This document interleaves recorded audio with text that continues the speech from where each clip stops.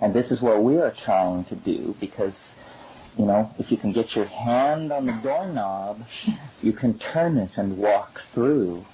And the Secretary General of the United Nations need not be at your elbow. Nobody need be at your elbow. And this is what shamans know. They have touched the doorknob, turned it, and walked through, and they are out of time and out of history.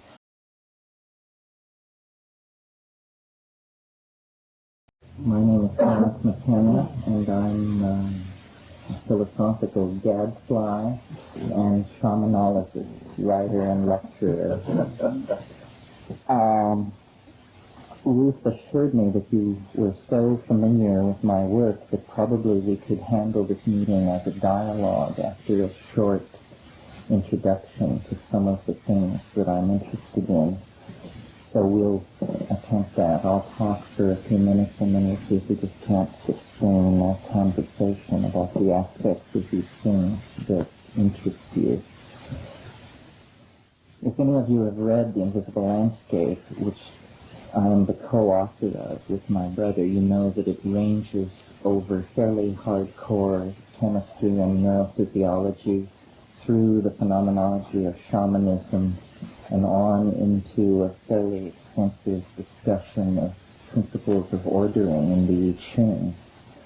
But what I seem to find myself publicly lecturing about is the relationship of hallucinogens, especially plant hallucinogens, to shamanic healing in the context where use of hallucinogens is associated with shamanism. If you look at the worldwide distribution of hallucinogens, you immediately notice that there are several unexplained anomalies. Why is it that fully 80% of the world's known plant hallucinogens are concentrated in the Amazon basin, even though the flora of the old world jungles of Indonesia is equally rich? And Weston Labar and a number of people have written about this, trying to say that perhaps it is because the people of the Amazon are closer to the hunting and gathering pre-agricultural mode than anywhere else in the world. But for whatever reason, the peoples of the Amazon have developed the use of hallucinogens in curing and shamanism to a very high degree. And while a number of plant species are involved in the production of these various drugs, the chemistry of them is more simple than the botany. In other words, almost all of the hallucinogens in use in the Amazon rely on a monoamine oxidase inhibition to potentiate dimethyltryptamine. Now, in other words, monoamine oxidase is the enzyme system in the body which degrades monoamines, which would be serotonin, but also any introduced monoamines, which would be all alkaloids and many drugs. When the monoamine oxidase is inhibited chemically, it can no longer do its job of deactivating these compounds, and consequently you get an accumulation of them at the synapse. And this is thought to be the mechanics by which the hallucinogenic experience is induced with these drugs. Since so many people here seem interested in curing, I think this morning I will, in these brief remarks, concentrate on one ethnomedical system, and then if your questions range out beyond that, that's fine.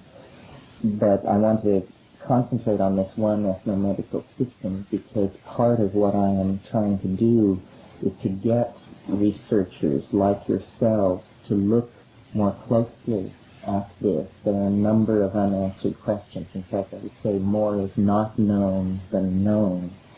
The system that I refer to is the endemic use of ayahuasca throughout Bolivia, Peru, southern Colombia, portions of Ecuador and Brazil. Very briefly, ayahuasca is a combinatory drug made out of the boiled leaves and stems of a malpighiaceous woody climber called Banisteriopsis caapi, a huge woody vine that sometimes reaches 200 meters in length in the jungle. And it is boiled to make a hot water infusion, and then to this is added a small amount of the DMT-containing leaves of some other plant, either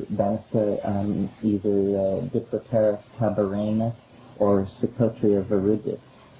Now, my brother has just finished his work toward the PhD at the University of British Columbia, and much of what his thesis consisted of was looking at drug and plant samples that we collected in the Amazon in 1982 when we went down there. For over 10 years, Schultes and Bo Homstedt of the Karolinska Institute had published theories of the activity of ayahuasca, which stated that they believed it worked through monoamine oxidase inhibition, but this had never really been tested. Now it has been looked at in the laboratory and essentially confirmed that this is precisely what's happening. And it's a very interesting comment on ethnomedicine, because unlike peyote or Amanita muscaria or the psilocybin mushrooms of Mexico, ayahuasca is a combinatory drug. It is prepared. It is not simply picked and eaten. So as a consequence of this, it can be made either well or badly. And as a consequence of that, the personality of the shaman becomes far more important in the ayahuasca cults than in the cults that revolve around the use of plant drugs, where no preparation is involved. Now, at the beginning of this, I mentioned that all the hallucinogenic drugs of the Amazon are based on this tryptamine beta-carboline interaction. What we were doing in 1982 was looking at a much more endemic and restricted drug complex, which is, for over 30 years, there have been persistent reports in the ethnographic literature that there was an orally active DMT drug, which was very interesting to pharmacologists, because there's large amounts of monoamine oxidase in the human gut, assumed by evolutionary biologists to be there to degrade potentially dangerous or toxic monoamines that might be taken in through the diet. So it's very interesting to pharmacologists to hear that there is an orally active DMT drug, because it flies in the face of pharmacological theory.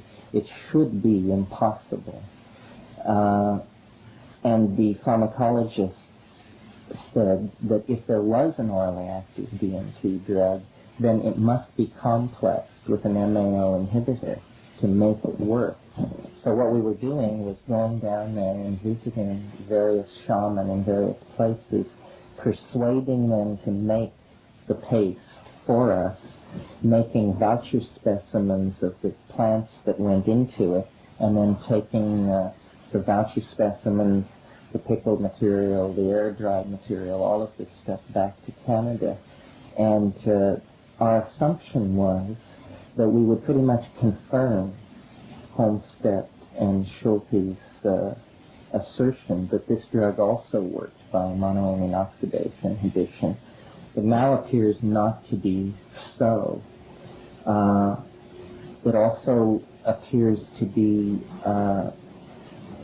there are questions about the composition of the drug. The people who used this drug were disrupted in the 1930s. There was a dispute between Colombia and Peru, and when the new boundary was drawn, these people felt they were in the wrong country. They felt Peruvian, but they ended up on the Colombian side of the line.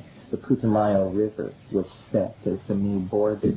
And they undertook then a kind of exodus in which 10 to 15,000 of them moved about 100 miles across the Putumayo River to the present center where they're located.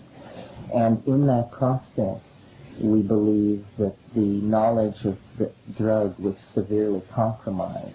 The reason for this is because samples of the drug that we collected north of the Putumayo River in 1971 actually did show the presence of beta-carbolines in them. But samples prepared below the Putumayo River had no trace of beta-carbolines in them, and in fact, in bioassay, seemed, that means when we took it, seemed either inactive or toxic. And it's well known that the trees from which this drug is prepared is also the source of an arrow poison. And in fact, among the Yanomamo, if the men are on a hunting expedition and they run out of the supply of the drug, they are persistently reported to scrape the arrow poison off their quill arrows and to sniff that. So what exactly is going on is not clear. I think we took turns doing the bioassays with the drugs in Peru, and I think my brother got the most powerful and frightening sample, and it sounded from his account like a paralytic poison. He felt numbing which began around the lips and proceeded down his throat. His breathing became very shallow and labored. His mind was racing, but he couldn't move. There was no eidetic or hypnagogic imagery. There was simply a massive sense of respiratory depression. And when he recovered from this and questioned the shaman who had made the drug, whose only comment was that it does take getting used to. But I'm not sure that we'll repeat the experiment. So I mention that because here is an unsolved problem. We took the best suggestion of a generation of researchers ahead of us and went to the Amazon and ran their suggestion to ground, and it appears their conjecture was incorrect.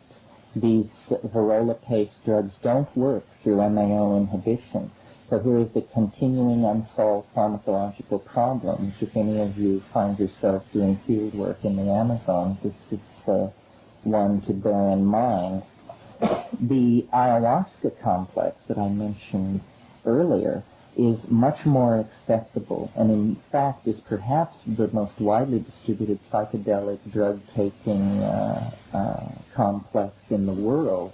It involves millions and millions of people who on a regular basis, approximately weekly, gather together, usually in windowless corrugated roof sheds, and the local ayahuasquero, and in these areas ayahuasquero and shaman mean the same thing.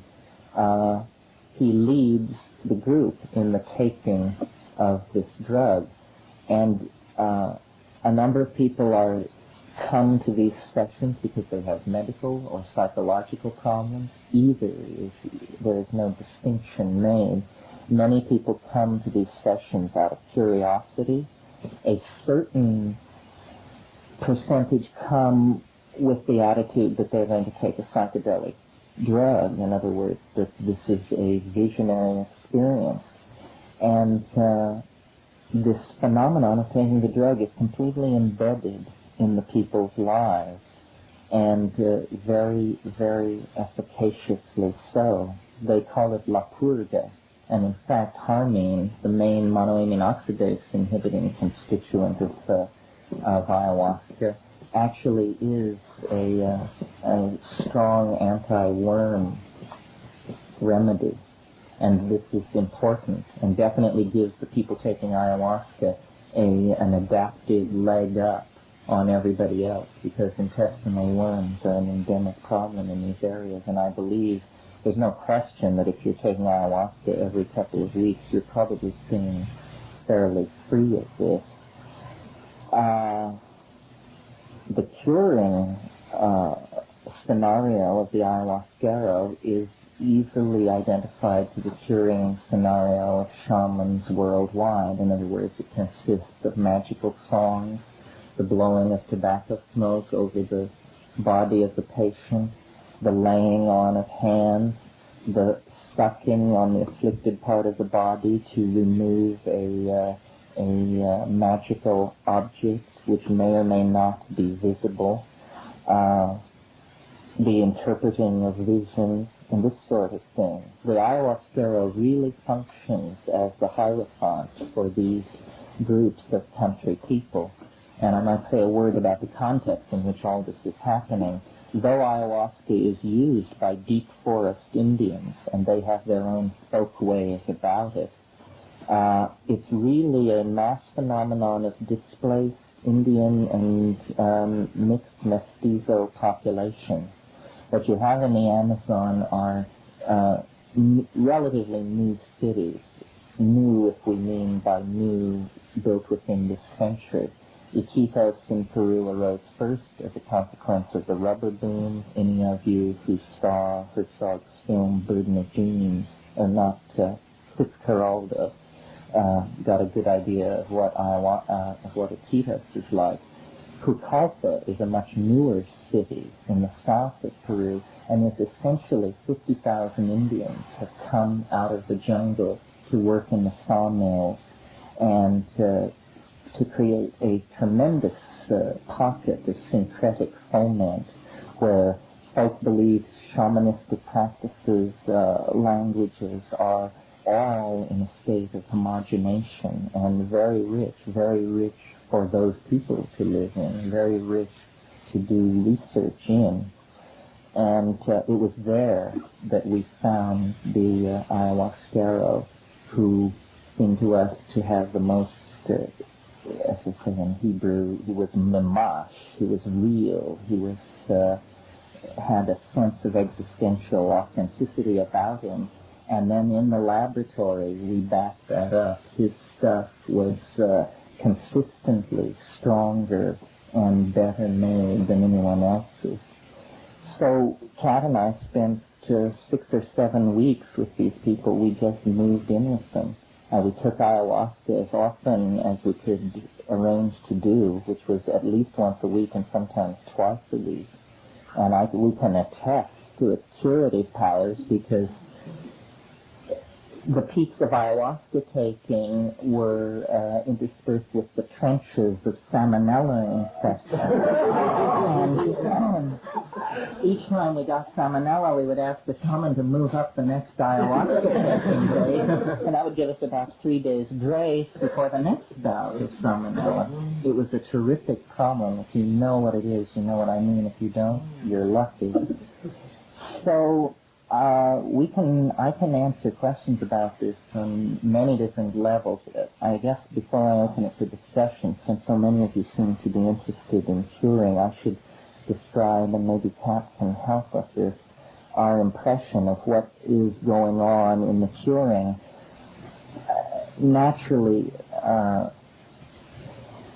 well, you have to talk about psychedelic drugs. I think the word psychedelic is maybe too broad, because it includes things which are very different from each other. It can include things as different as ketamine and mescaline. And certainly the tryptamine intoxication, if we can use that word advisedly, is very distinct from the intoxication or the immersion in the phenomenology of LSD or mescaline, something like that.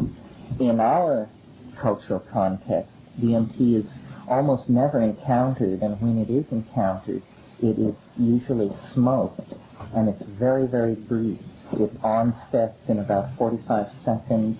It lasts 100 to 300 seconds, and then it fades in a few minutes. And it's this tremendously intense visual hallucinogen. Very difficult, in fact, to imagine anything more intense than that. Now, psilocybin, which is the active hallucinogen in mushrooms, is 4-phosphoryloxy-NN-dimethyltryptamine. It's well understood that the phosphoryl group is removed as it crosses the blood-brain barrier. This turns it into psilocin, 5-hydroxy-NN-dimethyltryptamine. 4-hydroxy-NN-dimethyltryptamine. And this is very close to serotonin. So close that it's reasonable to assume that these compounds are competing for the same sites of activity at the synapse. Now, though psilocybin cannot be directly changed into DMT, it's a two-step process, the structural affinities of them are very clear. What seems to be happening in ayahuasca is a very small amount of DMT and a lot of MAO inhibitors being used to activate it.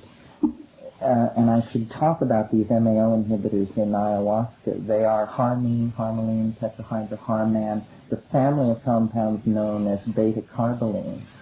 Now, beta-carbolines are psychoactive in their own right, but not hallucinogenic. Some of you may know the work of Claudio Naranjo, who used harmine and harmaline in therapy.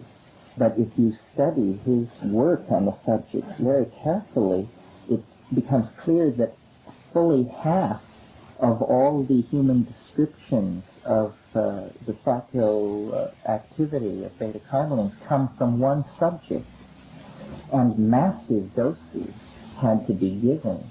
They were giving 10 milligrams per kilogram in some cases to elicit even low eidetic activity behind closed eyelids. So to call it a hallucinogen is perhaps a misnomer. One of the things that my brother discovered that seems fascinating to me is that in vitro systems, meaning in test tubes, ayahuasca brews that we brought from the Amazon were found to be 1,000,000 times stronger for MAO inhibition than they needed to be. When he diluted these things to 1/1,000,000th the strength that the people were taking them in the Amazon, he was still getting 80% MAO inhibition. So what seems to be happening, if we can extrapolate from in vitro to in vivo, is that they are way overdoing the amount of MAO inhibitor you need and just barely sidling up to enough tryptamine to potentiate the hallucinogenic activity. When you take ayahuasca, first, after about 30 minutes, you feel a kind of calmative effect, which if you've taken a large amount of it, can actually become almost the beginnings of a light anesthesia. And then in darkness, under the influence of these ikaros, these magical songs, the hypnagogia begins to weave itself. And it is not sharp-edged, bright, geometric kinds of hallucinations. It's much more, as he says in his thesis, the colors of the forest floor, rich ochres, olive drabs, warm browns, dusky oranges, all very impressionistically put together and very much subject to audio control. The ikaros, the magical songs, are actually technical tools for controlling the fabric of the hallucination. And this is very interesting to me because, as some of you may know who have heard me lecture before, I'm interested in the effect of these things on the language centers and the relationship of visual modalities to spoken modalities. And definitely this is what's happening in ayahuasca. The songs are being used to control the visions. Perhaps this is what's happening in peyote circles as well. I don't have great familiarity with that, but I do know that there's great stress on attaining these magical songs, which are not produced from the ego. They are spontaneous outbursts of linguistic order that affect the visual cortex and control the fabric of the hallucinations. And the shaman can use this to, in his own language, to look into the body. He can see into the body, and I would say of ayahuasca, it's the most, I don't want to say health-oriented, but it's definitely somatically oriented. You feel how you feel on it, and you see into yourself, and you can actually direct energy in a visual way that is way more intense than mere metaphor. And if a person such as myself can do this, you can imagine someone who's given their life to manipulating these states, how intense it must be. And they see into the body, and they direct sound into the body, and by this means energy blockages can be broken up, diseases diagnosed, psychological conditions addressed, all kinds of things go on. And our attitude in looking at this was not the attitude of representatives of a superior culture studying the quaint folkways of pre-literate peoples. It seems very clear that this healthcare delivery system is very effective, perhaps more effective than our own, especially in the treating of psychological disorders, of which there are a number in Peru that only these populations are subject to. I am not an anthropologist or a sociologist, and not particularly interested in phenomenological descriptions of these things. I really believe that there is a potential impact on our own society from all of this, that if we could understand what was happening, we would have a much better chance of being able to orient our own healthcare delivery system to be more effective. A friend of ours, an anthropologist who lives in Finland, Louis Luna, who showed his film in Vancouver last year, he is completely convinced that the real mastery of ayahuasca lay in following a very rigorous diet, which the deep forest ayahuasqueros use. And this may be true. I mean, definitely beta-carbolines are endogenously produced in human metabolism. So are beta-carbolines. So are tryptamines.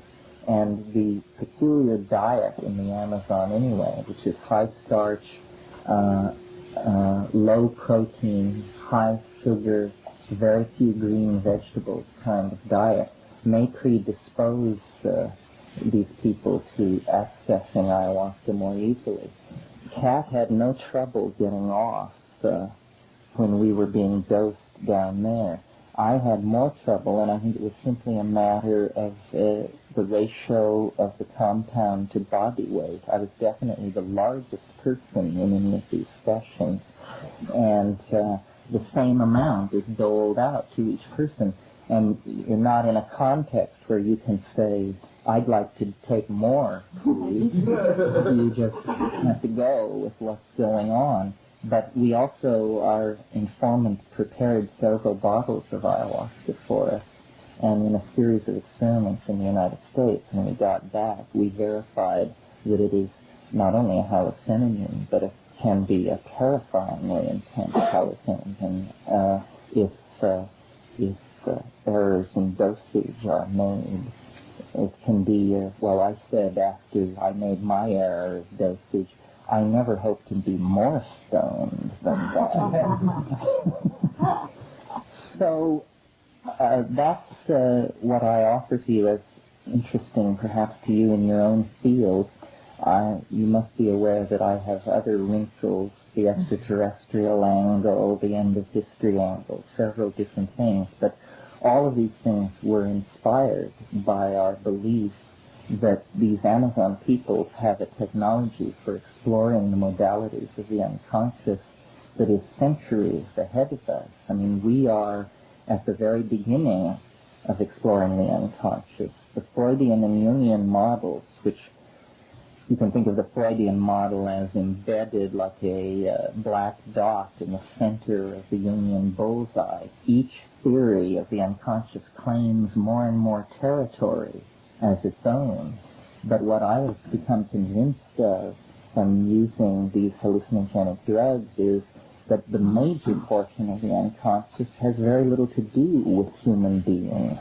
It is simply a modality, an interior landscape, and large portions of it are not human.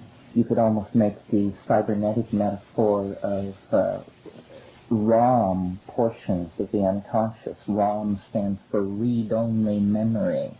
This means that if you have a computer with read-only memory, you can read what is in that section of memory, but you cannot change it or input into it. And I believe there are read-only portions of memory that no human being has ever inputted into. So they bear no trace of humanness, but they can be contemplated. And this is the idea of the alien other, a tension that appears in modern society. It has appeared before, for instance, in Hellenistic society. As techniques are developed for exploring consciousness, these transhuman, non-human dimensions slowly come into view.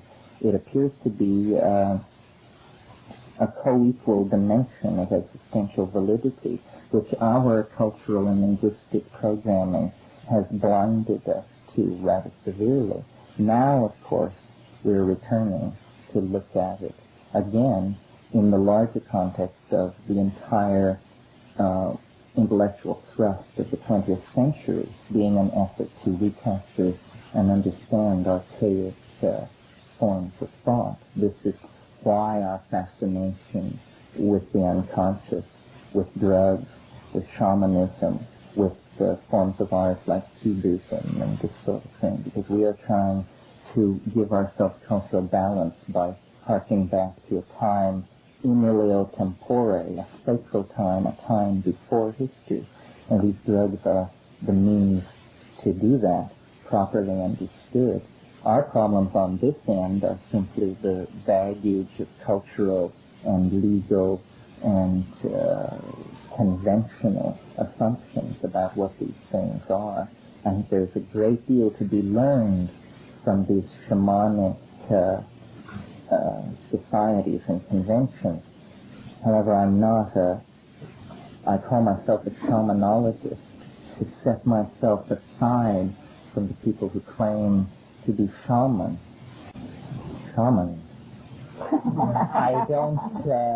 I think that there's a great deal to be learned from shamanism, but that there is a great deal that can be extrapolated from it, that we need to create our own shamanism, and that we will. When you're sitting in these cult huts in utter darkness with people vomiting and singing and undergoing these things, and you are still trying to perform the eidetic reduction, still thinking about Husserl and Heidegger, and you realize that your mental insides are too different to ever stand in their shoes. You have to make your own shoes. So let's talk about all this. But then you said that mushrooms are metabolized into tryptamine-type substance. So I wasn't clear as to... No, well, either I wasn't clear or you misunderstood me. What? Mescaline, which is the active constituent of peyote, is not a tryptamine. It's a kind of amphetamine. Mushrooms. Psilocybin is an interesting compound. It is the only substituted indolethylamine that occurs in nature. So it's unique. And in another context, this is one of the reasons we were led to suggest that it might be an extraterrestrial gene inserted from the outside, because you just don't get single instances of a compound occurring in organic nature. Serotonin, for instance, which is very closely related to psilocybin, occurs in everything from planaria to man. It occurs virtually in all known living systems. Psilocybin only is known to occur in a very limited number of fungi. It is a phosphorylated tryptamine. The tryptamines then that occur in the varrolas in these trees used to make the paste, or in the admixture plants of ayahuasca, these are not phosphorylated tryptamines. These are things like N,N-dimethyltryptamine itself and 5-methoxy-MeO. Yeah, the phosphor group is stripped off. No, it was never there in those cases. No, I mean in the case of mushrooms, yes, it's stripped off as a metabolite. So, is the end result of subjective experience similar between psilocybin and ayahuasca? Yes, they're very, very similar, with one exception, I think, maybe more. The major difference is that unlike psilocybin has one very curious property, which is that it seems animate. You contact an organized intellect of some sort very easily. It speaks to you. I've compared it to the logos of Hellenistic syncretism. It seems to be a psychic component not under the control of the ego. And this is very curious, frightening to some people. When I was with Albert Hoffman at that Entheogen conference in Santa Barbara, I asked him, he discovered LSD and he characterized psilocybin, and I asked him which he preferred to take, and he said he preferred LSD, and I said, why? And he said, there's something too animate about psilocybin, and closer questioning showed that this was unsettling to him. It's too much like the orthodox notion of madness. Having a dialogue with an independent voice in your head is quite unsettling to a certain sort of person, I think. And you don't have the same experience with ayahuasca? It teaches. Do you want to say something about it? I think that ayahuasca has the feeling of some kind of entity in it as well, but it doesn't particularize like the little creatures who can come at you and bombard you or whatever. And psilocybin is sort of more amorphous, very large and very gentle. And so it might have experiences where, I think Dennis did as well, where I was led through the forest by someone so much bigger than me that I couldn't see him or her, but taught about the plants along the way in the jungle, what they were. Once I saw a huge hand dangling above my head that was all black with jewels in the crevices, and it's that kind of entity, not frightening though. I didn't ever find that frightening. The rushing, the coming of it at the beginning when people vomit, when they have a very strong seasickness, that's what they call it, or Mircea, very strong seasickness at the beginning, that's scary. And you quake. And they seem to encourage that. For instance, this shed where we would do it had a corrugated roof and no windows, but it was up on short stilts. The shaman would stand up and put his hands in front of him and tremble, and he would transmit this trembling into the floor and shake the entire building. And several times, the protocol is when you feel that you're going to vomit, you just go outside and vomit, and people are coming and going all the time. We didn't vomit that much, which was very puzzling to them. They really stress vomiting, and they identify the vomiting with the purgative effects of it. And when we would not vomit, they'd say, oh, you must live very cleanly, you must be in very good shape. But actually all that was happening, I think, was that we were following the rules they laid down, and they were not. Like they would say, never eat pork before doing it, don't eat anything for 6 hours before doing it, no salt, no alcohol, and we would do this and be fine, and they would just be pigging out 10 different ways and getting sick. But the entity in ayahuasca, it teaches by showing. The visions teach. The thing in psilocybin is much more puzzling. It's a haranguer. You actually have, psychic arm wrestling with somebody who wants who loves controversy and rhetoric and is well able to express itself and present itself. That's a very puzzling thing that could lead one far afield if you sought a reasonable explanation. So those are the major differences, I think. Ayahuasca lends itself to be a better healing drug than psilocybin. Because it is gentler, because you can still communicate with the other people. It's very close. It has this number of people in this smaller space, you know, and it can flow back and forth, whereas psilocybin, you've experienced it, you know, it just sort of blasts off, right? So maybe you can do personal healing on psilocybin, but collective healing, I think ayahuasca is really very beautiful. It's very earth-centered. I mean, even taking ayahuasca up where we live in Sonoma County, immediately as it comes on, it's about sunlight on brown water, huge twining, in other words, it creates the jungle. It is the jungle in some strange way. The psilocybin entity is Gnostic.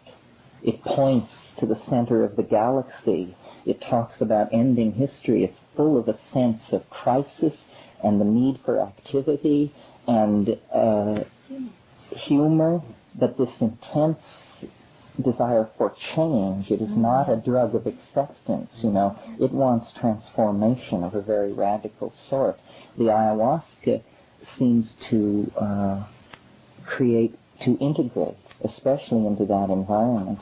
You know, the major alkaloid fraction of ayahuasca is harmine, which was a beta-carboline, which was first isolated from Syrian rue, the giant Syrian rue, Pergamon harmala, and that's why it's called harmine. Before enough was known about the compound in ayahuasca, to realize that it was the same as the compound in Pergamon harmala, it was called telepathine. Because the early explorers, Villavicencio and Koch-Grünberg in the early years of this century, reported that the people were inducing states of mass telepathy. And there is some reason to think that this might be true in some sense. In other words, these people live in a state of semi-telepathy anyway. If you can imagine a hunting-gathering tribe of 30 people moving through a vast rainforest with their children and their elders, the notion of the super-expressed individual that we take for granted is not really there. There is more a sense of the unity of the group. Then, when the elders get together and take ayahuasca, there is a kind of melding together to obtain consensus and also information impossible to obtain any other way. For instance, weather information. Shamanism is always related to weather prophecy, and it's always been assumed that this was just a wing and a prayer, or that they had that they were super sensitized to environmental clues about weather change, but also things like game movement.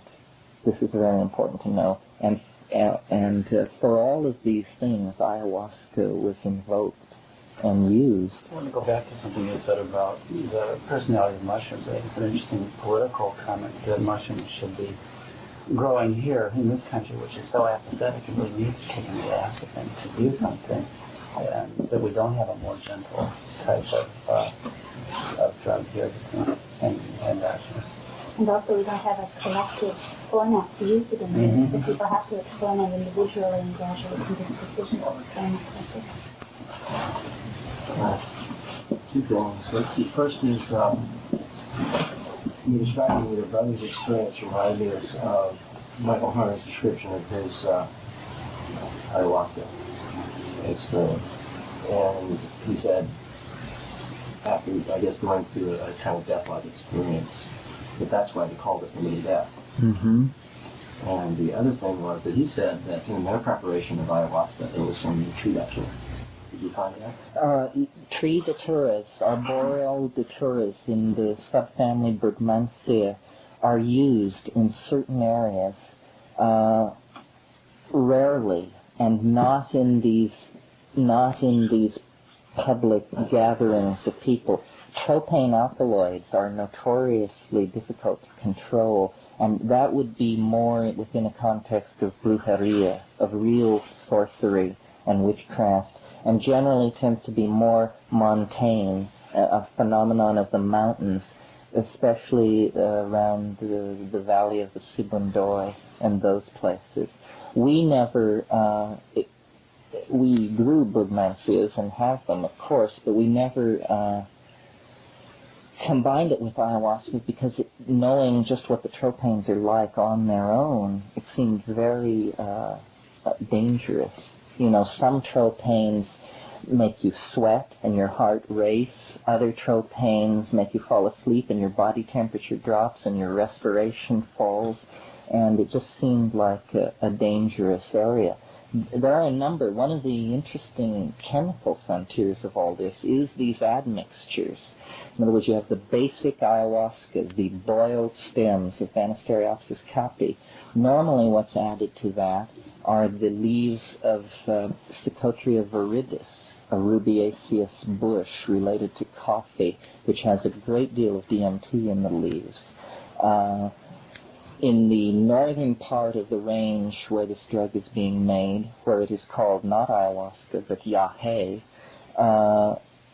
brunfelsias, which are also solanaceous plants with very high molecular weight tropanes that have defied characterization. They are sometimes used. But we knew Tim Plowman, and he's the only non-Indian person ever to take brunfelsia, and his description of it sounded like, you know, his life hung in the balance for 36 hours, and he didn't know whether he would make it or not. So we didn't go too deeply into that. What we did do was we always asked our informants what other plants are sometimes used in ayahuasca, and they would usually name them, and we would collect vouchers of 9 unusual admixture plants that we collected.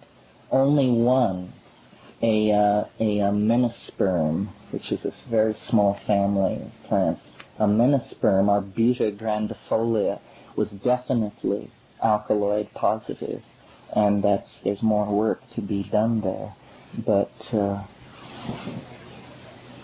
this technology of admixtures is very interesting and not well understood, and that kind of thing could be worked out up here in the laboratory if you could get and grow all these things.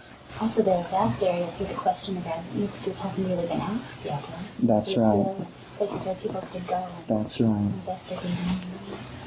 Well, Andy Weil was saying that he felt that the significance of the admixtures had to do with the synergistic effect of the multiple alkaloids, and that it made an incredible amount of difference to the person who was going to use them.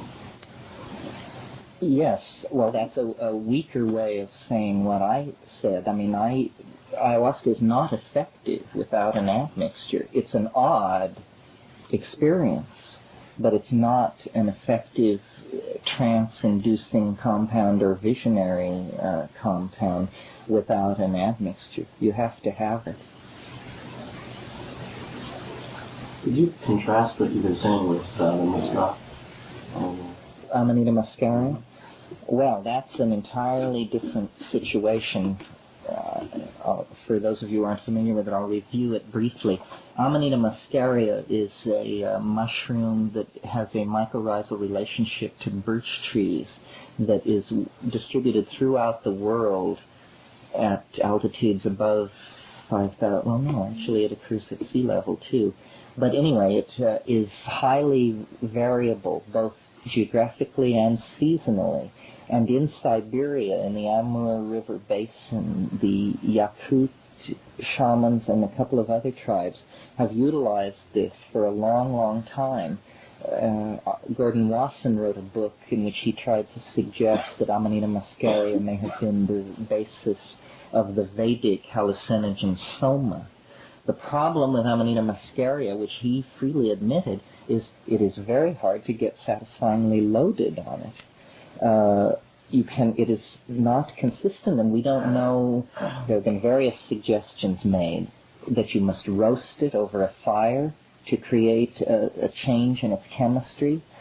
that it must be pounded with milk curd. Apparently, readings of the Vedas seem to suggest that whatever Soma was, it was pounded with milk curd. People have even come forth with chemical theories to show that the active agent in Amanita muscaria, which is muscimol, is very closely related to the active toxin in Amanita muscaria, muscarine. You can decarboxylate muscarine to muscimol using the enzymes in sour milk. So it might be possible to incubate Amanita muscaria in sour milk and turn the toxin into more of the active agent. Is that also toxic? Well, sure, you have with any alkaloid, or what's called an LD50, which is the horrifying concept that I don't need to go into. One thing on other mushrooms, often in the specific reaction of the person relates to their own biochemistry, and especially what they've eaten within the last 48 hours before you ingest it. You can get semi-toxic effects from certain mushrooms. For example, if you drink wine, even very common ones like morels, that varies from person to person. So that could be an additional factor, too. That's right. There's a Lepiotis species, which if you eat it, it's perfectly harmless. But if you have very much alcohol in your system, it's fatal and irreversible. Another thing to bear in mind is that there are a number of monoamine oxidase inhibitors that occur in foods. Certain foods are high in these things, and for instance, soft cheeses, bries, and camemberts are just loaded with tyramine, which is a monoamine oxidase inhibitor. This is why certain antipsychotic drugs, this is an admonition that they must not be given, and I think it would be murder to take ayahuasca on top of a typical diet of camembert and brie. Fortunately, these things are unknown in the Amazon. Berkeley would have a real hard time then. Yes, in Berkeley it would be tricky. You have to keep track of yourself. But I definitely felt when we were in the Amazon, the diet is so strange, and you cannot avoid it because everything you carry in goes on your back or on the back of an Indian who you are paying, and it may not seem like much, but over days and days. So there's always an effort to eat off the land. And my God, if you've never been in a tropical jungle, people have the notion about a tropical jungle that it's just full of food, wonderful things to eat, all these plants and things. But you see, the Amazon has been above water 220 million years. That's 220 million years of uninterrupted evolution of a tropical ecosystem with ample water supply. So that means every ecological niche is occupied.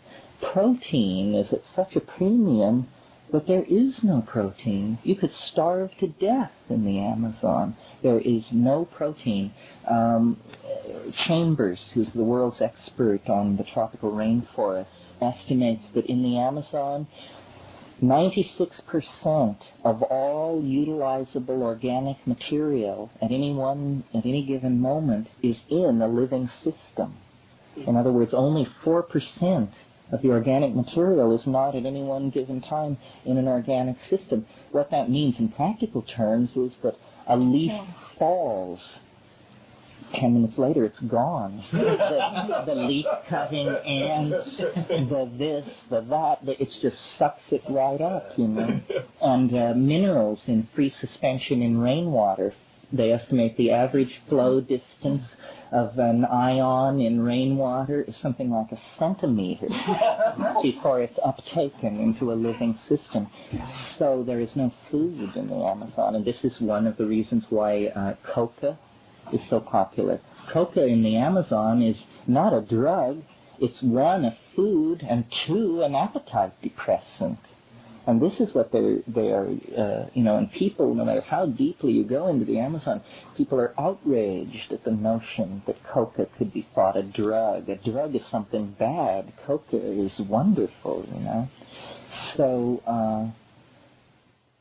it's a very tight ecosystem with very little elaboration of protein, and that's why the search for food plants has been so intense, and perhaps why so many drug plants have been discovered, because every single thing has been tested again and again for its effect as a food, a poison, a hallucinogen, because everything is to be utilized. Mm-hmm. Well, you mentioned the use of the magic songs in the directing of the group experience in ayahuasca. You mentioned that you're interested in the relationship between the visual experience and language studies. Do you think that it's the linguistics per se, or do you think it's sound? I mean, as in frequency versus linguistics in terms of semantics that has the guiding power? You get a feeling for that solution? Well, is it possible for a human being to make sounds which do not reflect syntactical deep structure of language? I mean, in other words, we're so hardwired for language that in any extended vocalizing, a Chomskyite would be able to come and find the linguistic structure of it. I'm not sure. I think this is a really interesting question, because you have input through the senses. You have one sense perceptor which is geared to transduce audio input, and one which is set to transduce visual input. But it's probably something about the way these perceptual systems have evolved that they divide the incoming input. Actually, all that's happening is that you're moving through a multi-leveled wave system of various kinds of inputs, which you are transducing into tactility, vision, and sound. I think this is a very interesting area for research. Just recently, someone sent me an article which I thought was very, very suggestive. It occurred in no less respectable a place than Martin Gardner's, or the amateur scientist column in Scientific American. But they were pointing out in there that if you can sustain 100 hertz hum with your voice, you can actually make an electric fan appear to slow down and stop. You can also cause roll lines to appear on a TV set. Now, what exactly is happening here? It isn't that the fan slows down or that the roll lines appear on the TV. The scientific explanation which they put forth was that a well-sustained 100 hertz hum actually vibrates your eyeballs so that they become like strobes, and you can freeze motion, and you can slow things down and start them up again. Other people aren't able to perceive it. No, other people don't perceive it, but you perceive it. And there were anecdotes about airplane mechanics who can look at a spinning propeller and tell if it's flawed by jerking their head back and forth very quickly. And this is very interesting, because here is a way to use your voice to control your visual input and to actually gain secret information. If we had written a secret word on that propeller, you could win bets in a bar. So I think this needs to be looked into. What can we learn about the world by subjecting our bodies to different kinds of self-generated vibrations?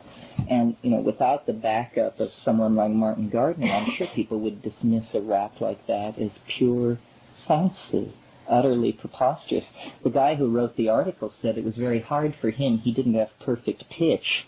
It was very hard for him to maintain this 100 hertz hum. So what he did was he got a wave generator which would perfectly generate the hum, and then he modified a football helmet so that he could strap it to his stereo speaker.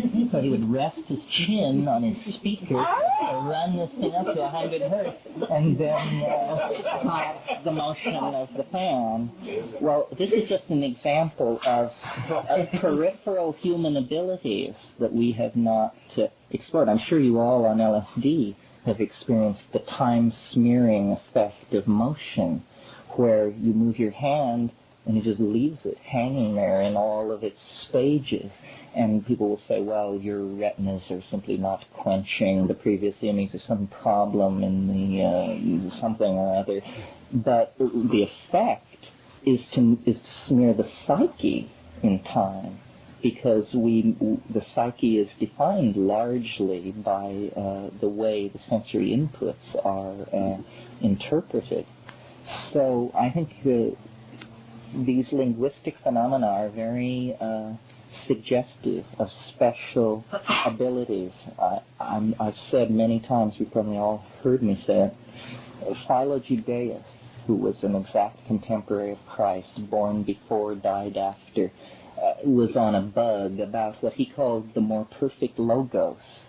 And he said the more perfect logos will be beheld rather than heard, but it will go from being heard to being seen without ever crossing over a quantized point of division. Now that suggests that hearing and seeing are just two ends of a continuum, and that your eyes slot you into part of that spectrum, your ears slot you into another, but that it's really a continuing spectrum. And the evolution of this more perfect logos is my hope for psilocybin, that this can become an experience for people, a kind of Urshbach. You may be aware of Robert Graves' book, The White Goddess, where he talks about a perfect poetic language that predates history, a language of poetry so intense that to hear it was to understand it. It required no conventionalizing of cultural context and dictionary. It was so laden with existential validity that to hear it was to understand it. We have very few articulations like that left. Perhaps moans, screams, and howls are the only words. The Icaros. And they're in varied Peruvian Indian dialects, and yet when you're taking ayahuasca and they're taking it and singing them, you can understand them, even though you've never heard the language before. Did you get validation from that, from the other people with it? Yes, all of us who couldn't understand the language all felt very deeply that we were having images which jived with each other that we were getting. And did they then jive with the images that the people... That's harder. It's hard for them to talk about that, those people, because they are magical times. They don't analyze them in non-magical time. You know? Did you get any cross-validation? Yes, we did. We had, back to you talking about the telepathic aspect, we did have telepathic moments that had to do with the songs and had to do with the vision, but where we all recognized at one point, we and the environment outside all recognized the encroaching presence of death, some kind of death element. It was just outside the building. A baby cried, a dog howled, the clouds went over the moon, and everybody got a big chill, you know. I did. and the shaman jumped up and, like, commanded all of us in a way to go with him, and then began hooting it away, you know. And it took some minutes, and then it was gone, and all in one moment, everyone just laid back and heaved a sigh of relief. That was a very telepathic moment that was not conducted in any language common to everyone there, you know. What was your experience when you took it after having salmonella? And what experience that will connect to having had salmonella? You mean just what did it feel like when you'd have salmonella and then take ayahuasca? Yeah.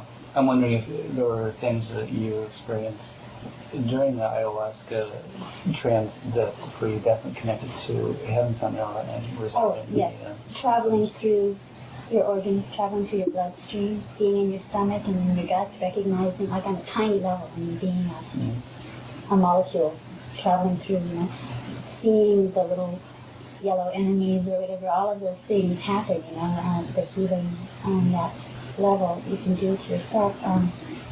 very well, and it just felt like it just flushed it all out, like just the awareness, the deep awareness that we got in ayahuasca made all the bad invaders go away.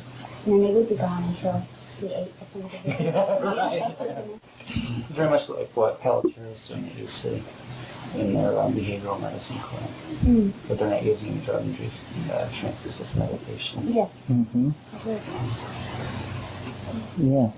I wonder if you'd comment on the relationship of what you're talking about to psychedelic synesthesia. Let's say things like LSD. You mean by psychedelic synesthesia, you mean fusing of the sensorium under psychedelic drugs? The initiation of visual phenomena by sound. You mean, do I think that happens on LSD? What you're talking about in ayahuasca.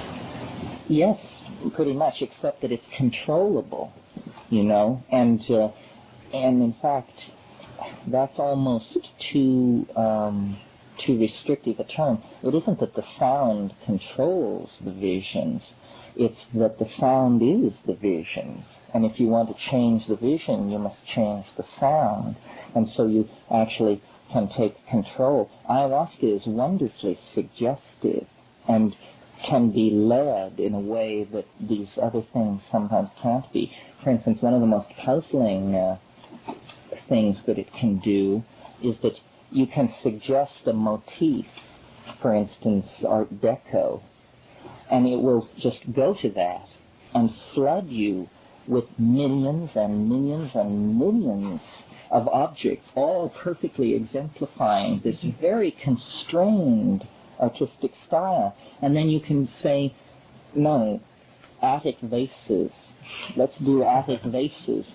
Thousands of them, more than there must be, you know? And then you can say, okay, now do one that now surprise me.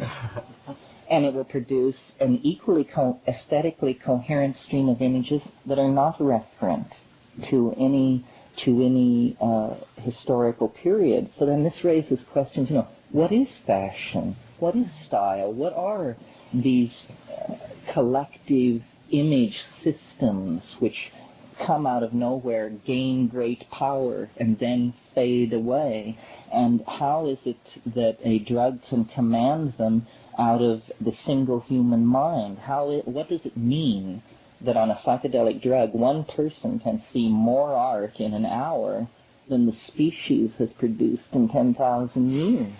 What does that say about how effectively we are accessing our souls?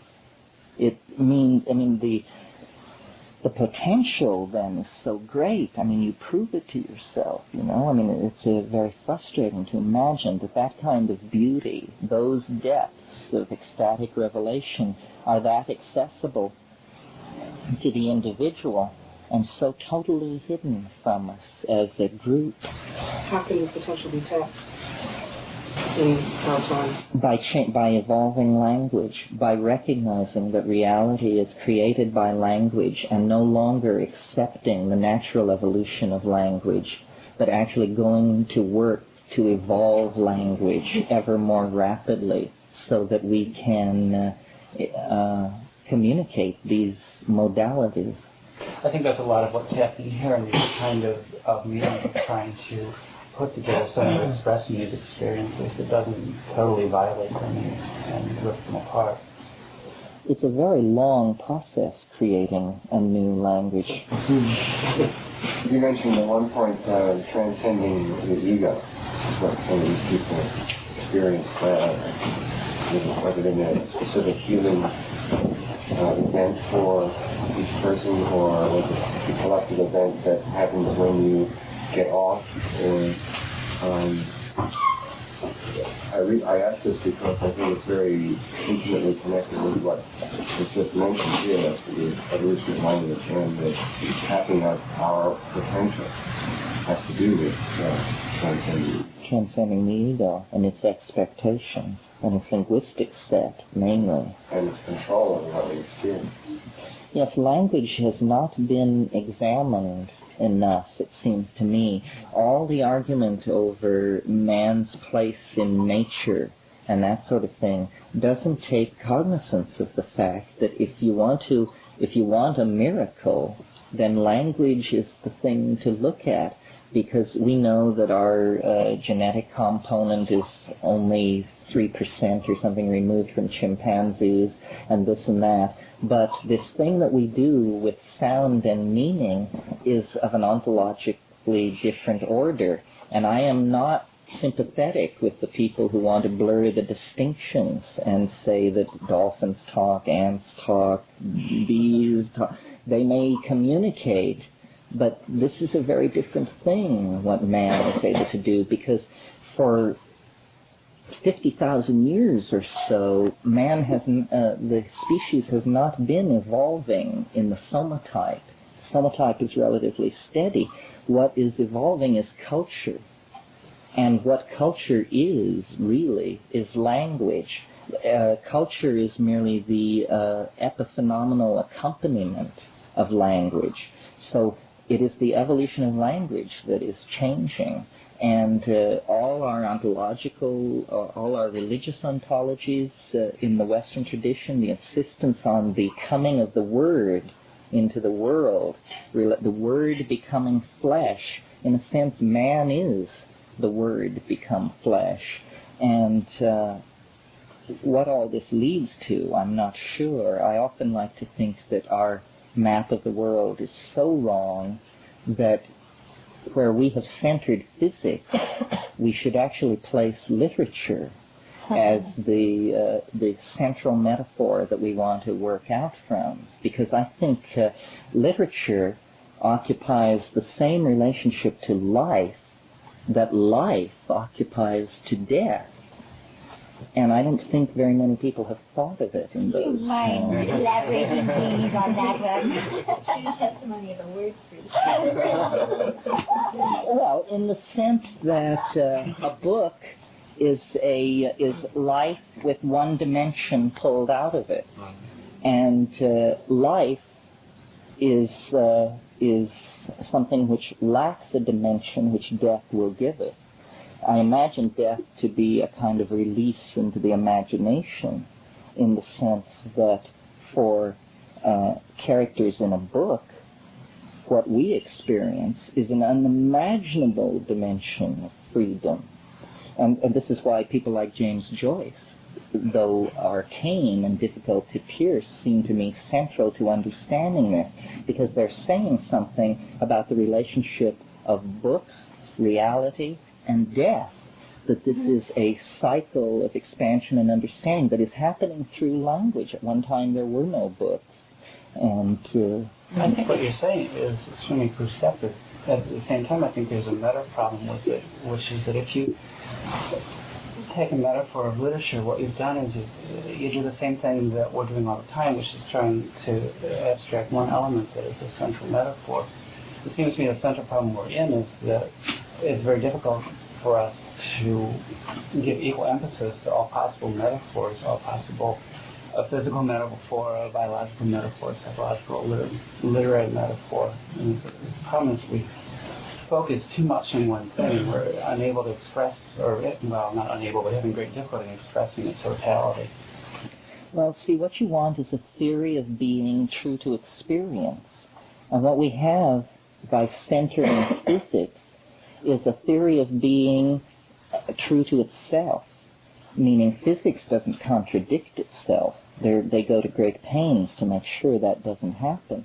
On the other hand, the models that it offers bear no relationship to anything anybody can see, experience, know, or understand. So somehow an explanatory vehicle was chosen which explains something, but nothing with any immediacy. And right.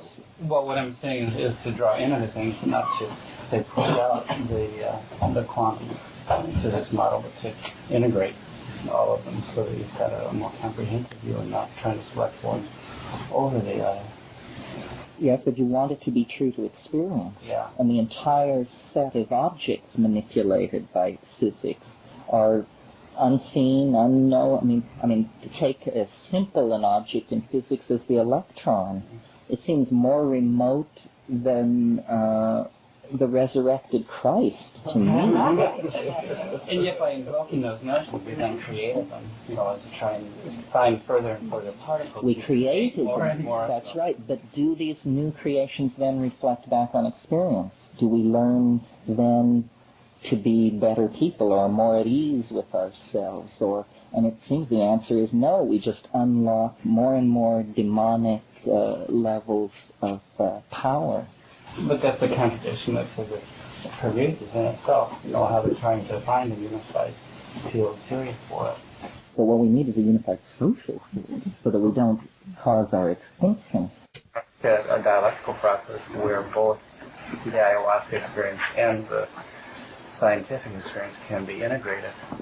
Yeah, I don't regard. I'm not one of the noble savage people. I mean, I spent too much time in the Amazon, and things go on that would curl your hair. I mean, there are people whose idea of a hilarious joke is to toss a dog in the fire, and but I think there is something to be learned. I mean, you can stand off and watch somebody tossing a dog in the fire for their own amusement and say, what these people are barbarians.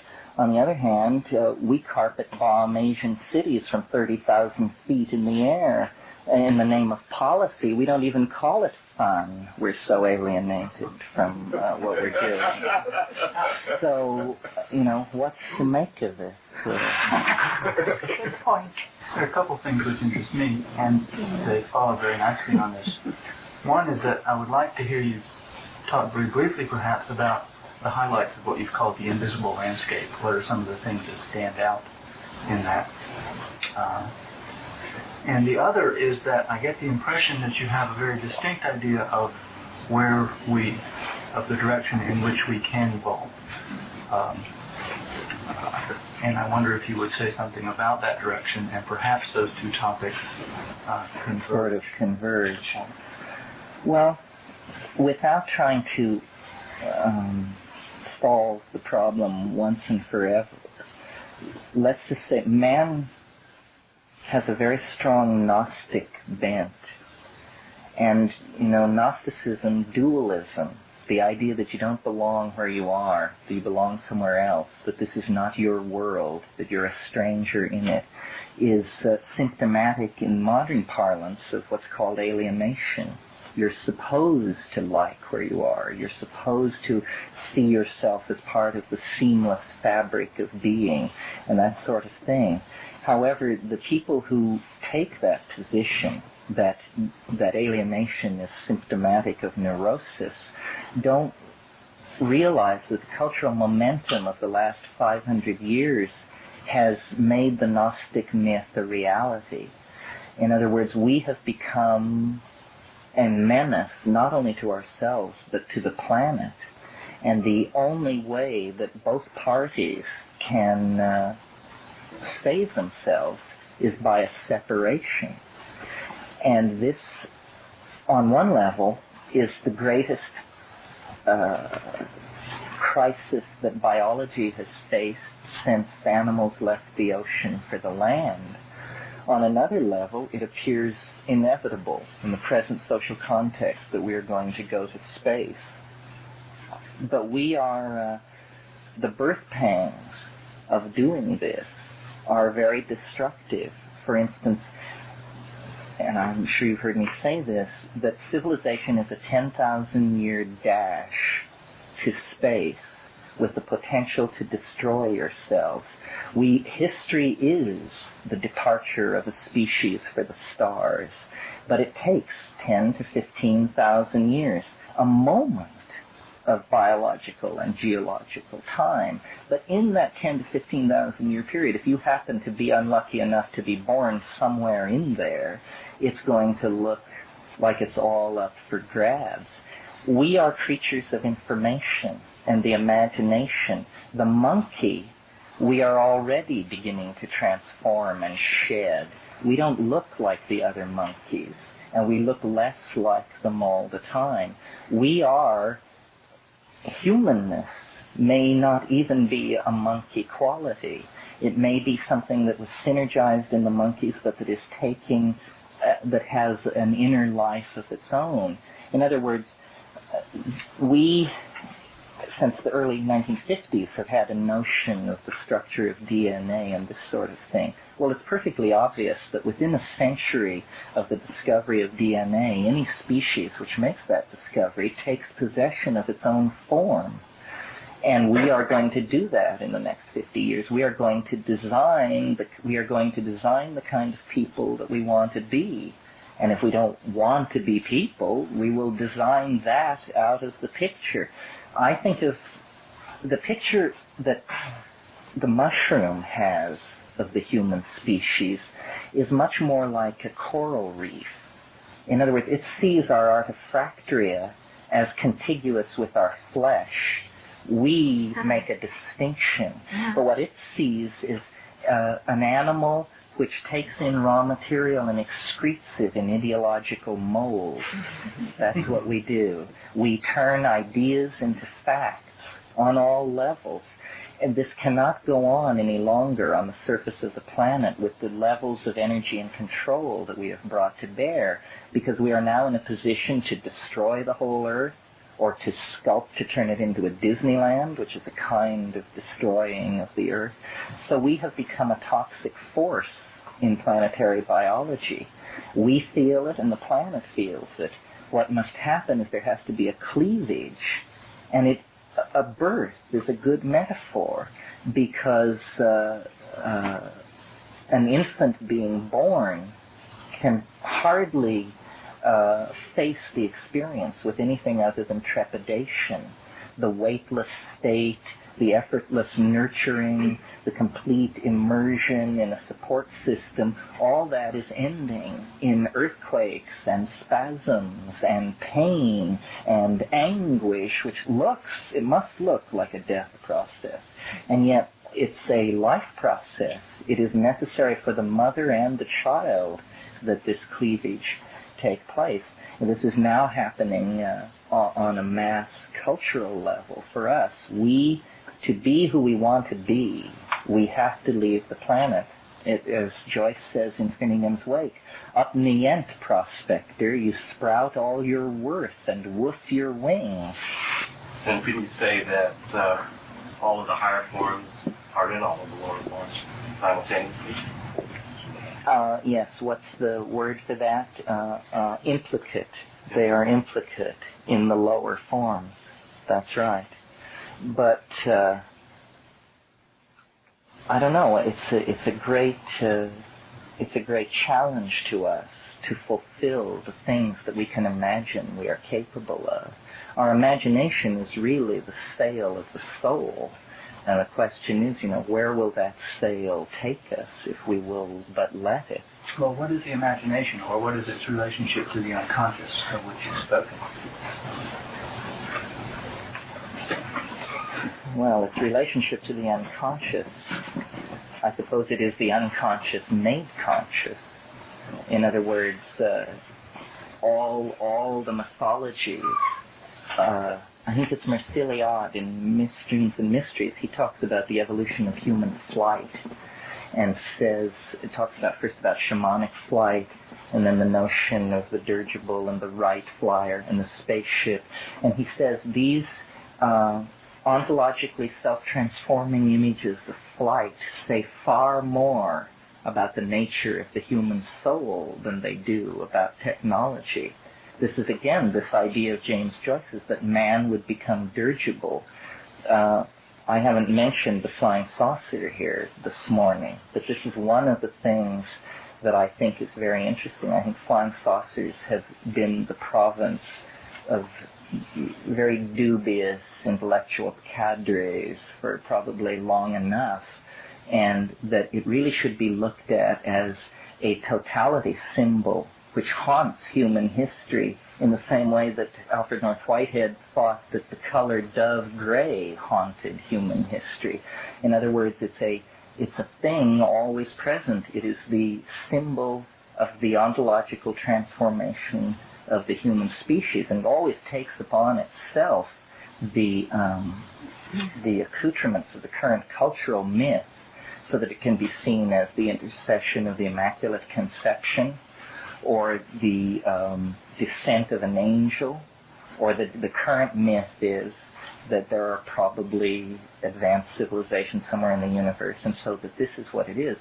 It's really nothing so trivial, you know. It is the alchemical object. It is the blind spot in the consciousness of the race, and it has to be the blind spot because it is a mystery. All appetition for the future is an appetition for this modality of super freedom that comes from transcending the limitations of dimension.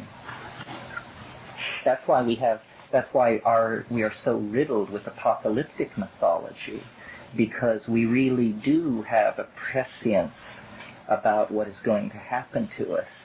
We really do sense at a very deep level that the linear extrapolation of our historical and cultural tendencies does not give a true picture of the future, that the major factor which will shape the future is uncertainty, and that we have never yet created a method for integrating that uncertainty and planning for it. Novelty is the thing that continually overturns all efforts to project toward a given end state. So is it correct to say then that our evolution will be, or can be seen as a reclaiming more of the landscape of the unconscious? Yes, absolutely. That's what it is. That is our world. Our world is in our minds. You know, the kingdom of God is within you. That's the rap.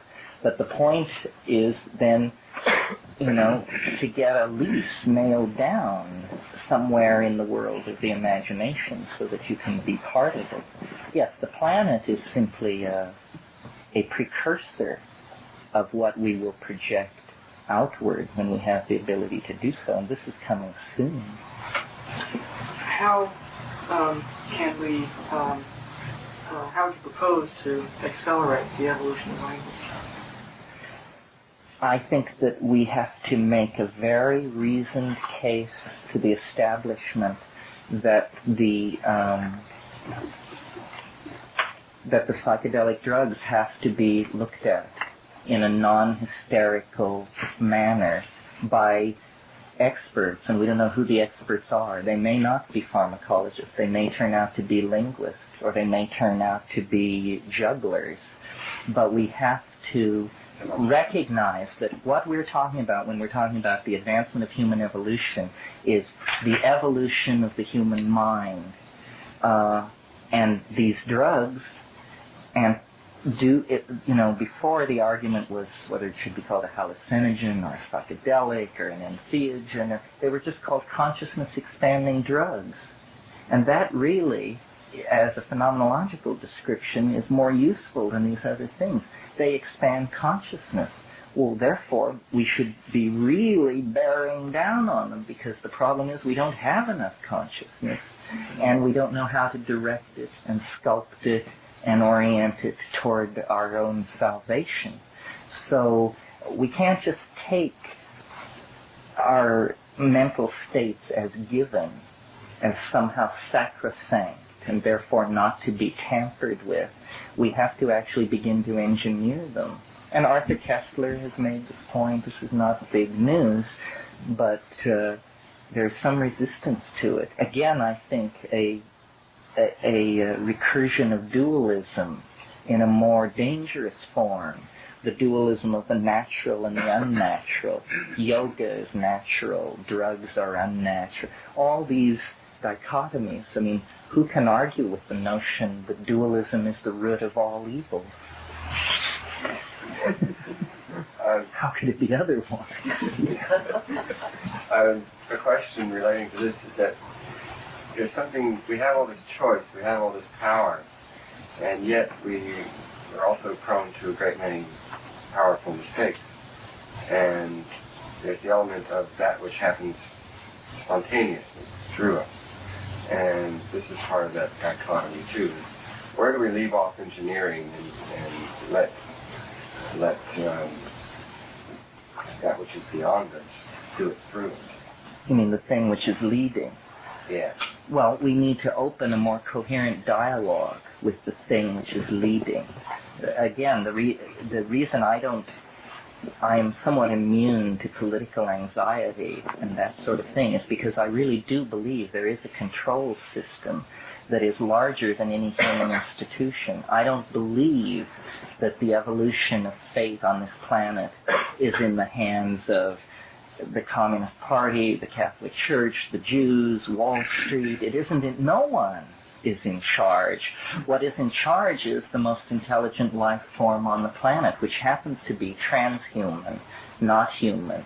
We have had for some time now the concept of the collective unconscious, but we need now to think in terms of the collective consciousness of the race, which is not passive. It's not just the storage place of old memories and myths and that kind of thing. It is more like an intellecty. It guides. It opens avenues to certain choices and precludes avenues to other choices. You know, I think it was in Mysterium Communicationis that Jung said the unconscious has 1,000 ways of terminating a life that has become meaningless.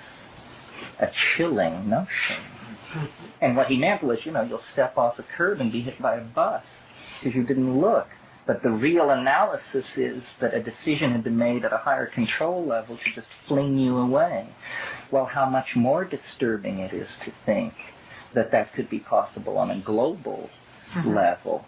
So we have to open a dialogue and no longer, all these words, intuition, artistic vision, trance, means like poetry. These are all ways of trying to have a dialogue with the control mechanism. And the psychedelic drugs, especially psilocybin, I think lay that open. We need to have professional facilitators of dialogue. We need to understand who is speaking. We only now have possibilities, that the voice that speaks on psilocybin is an out-and-out extraterrestrial, with its own history, its own evolutionary standards, etc. That it is what Jung would call an autonomous portion of the psyche that has slipped beyond the ego's control, meaning that you're crazy, or at least that you are experiencing a form of consciousness not validated by this society. I want to stick something in there. Yeah. I agree with your analysis, but I don't share the same faith that we will inevitably make it as a species, because what I see happening in the collective conscious unconsciousness, or that unconscious becoming conscious, is a struggle over whether to live or to die. And although I believe and hope certainly it decides, or we decide for life, I don't see that as inevitable. Well, this is the question, is God mad? Are we living in a universe run by a mad God, where the choice for death could be made as easily as the choice for life? This is what the Gnostics of the Hellenistic That's era not quite what I'm feared. saying, though, really, because I think or a superordinate consciousness is made up of all of us. So our individual decisions and consciousness, I don't think, are irrelevant to the totality. Well, is it built up of, is it a bottom-up thing or a top-down thing? I think it's a both. I don't see how, in this level of talking about it, you can really separate out all the elements.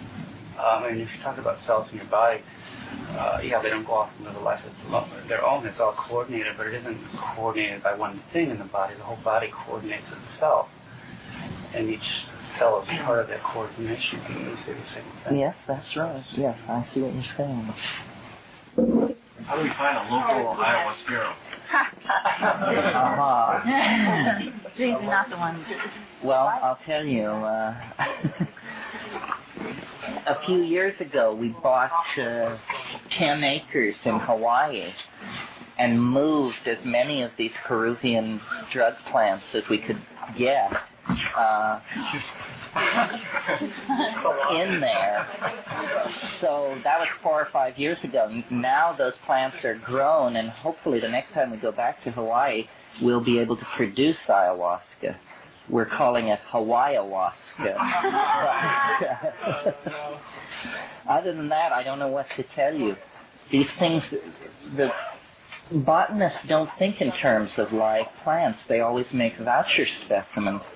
So we were, in 1982 or 1, whenever it was, we were really the first expedition looking at Amazonian psychobotany that really put emphasis on live plants. And we got out hundreds of them, you know.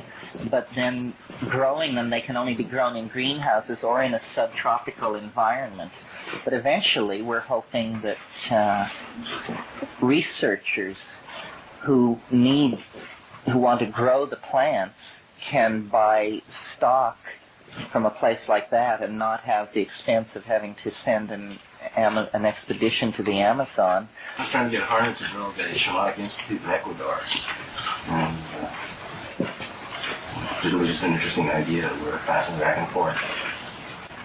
Well, when we originally conceived this idea of a psychobotanical farm, we bought land near Florencia in the state of Caquetá in Colombia. And then it became politically unfriendly to foreign scientists, and so we stayed away for years. And then I just read last week 13 tons of cocaine was busted in Colombia, and it was all in Caquetá. So I assume it'll be years before it's cooled down enough to do it there. And I like the idea of doing it in Hawaii. The Amazon is so difficult an environment to carry out even minimal field studies in, that it's very hard to do much other than interview the informants, collect the vouchers, collect the drugs, and get out. Because after 2 or 3 weeks, you're really beginning to show the strain. I mean, it's hard to sleep in hammocks, so you go into a kind of never asleep, never awake, and the strange diet, and the intestinal problems, insect toxins. People are not always 100% cooperative and honest. Numerous problems. And since we were not ethnographers or anthropologists per se, our real focus was on the plants and the drugs. So hopefully in Hawaii, a more commodious and low-key atmosphere can be created for experimenting with these things. This relates to your question, which is how can a group of people create an experimental context for doing these drugs with an eye toward making some kind of progress or getting something out of it. And it's a real challenge. We were amazed when we went to Peru and began taking ayahuasca. We had never taken drugs with groups of 30 people, you know. We had either taken them alone or 1 or 2 people, or occasionally with 100,000 other people at a rock concert. But the notion of 30 or 40, it's very intense. And without a tradition, it will be even more demanding. But it's important to do. The whole problem in psychedelic research is the reluctance to have human subjects in the picture. You know, as soon as that begins happening, the institutions and the government and people's wish to make careers rather than to actually do original work, a whole bunch of factors come into play that make it very, very frustrating. And yet, the LD50 in rats, the absolute structural determinations, the botany, the chemistry, the linguistic studies, you can only go so far with this stuff. The real thing is, what does it do? I think that's partly because in the science of human experience is considered a valid subject of study, and so that's you know. So people don't ask those questions because, well, you can't quantitate it and you can't. That's right. Well, why don't you get vote and get the mental health grant to do it? Well, I think this is Dennis's notion. What he wants to do, really, and I think he has Frank Barr interested and some other people, is return one more time at least to the Amazon and study them taking it, and actually take blood samples and study diet and get a full biomedical study of what's going on. And that should be sufficient data then that you could get a grant for human experimentation in this country. All this remains to be done. The work is just beginning to be done on psychedelics. Essentially, the botany is now well in hand. There are only botanical details now. But the chemistry, the pharmacology, the neurophysiology, the psychology, these are just wide open areas. I'd like to take the opportunity to thank you for doing what you're doing. I can't remember since sitting like this in India being so enlivened by what's going on today. Oh, thank you very much. I would like to hear from some of you who have been so silent. People who are either appalled that we're this deep into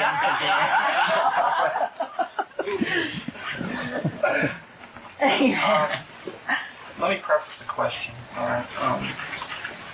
From my own meditative experience, I feel like I'm just beginning to get to a point where I can feel how energy and stillness are both necessary.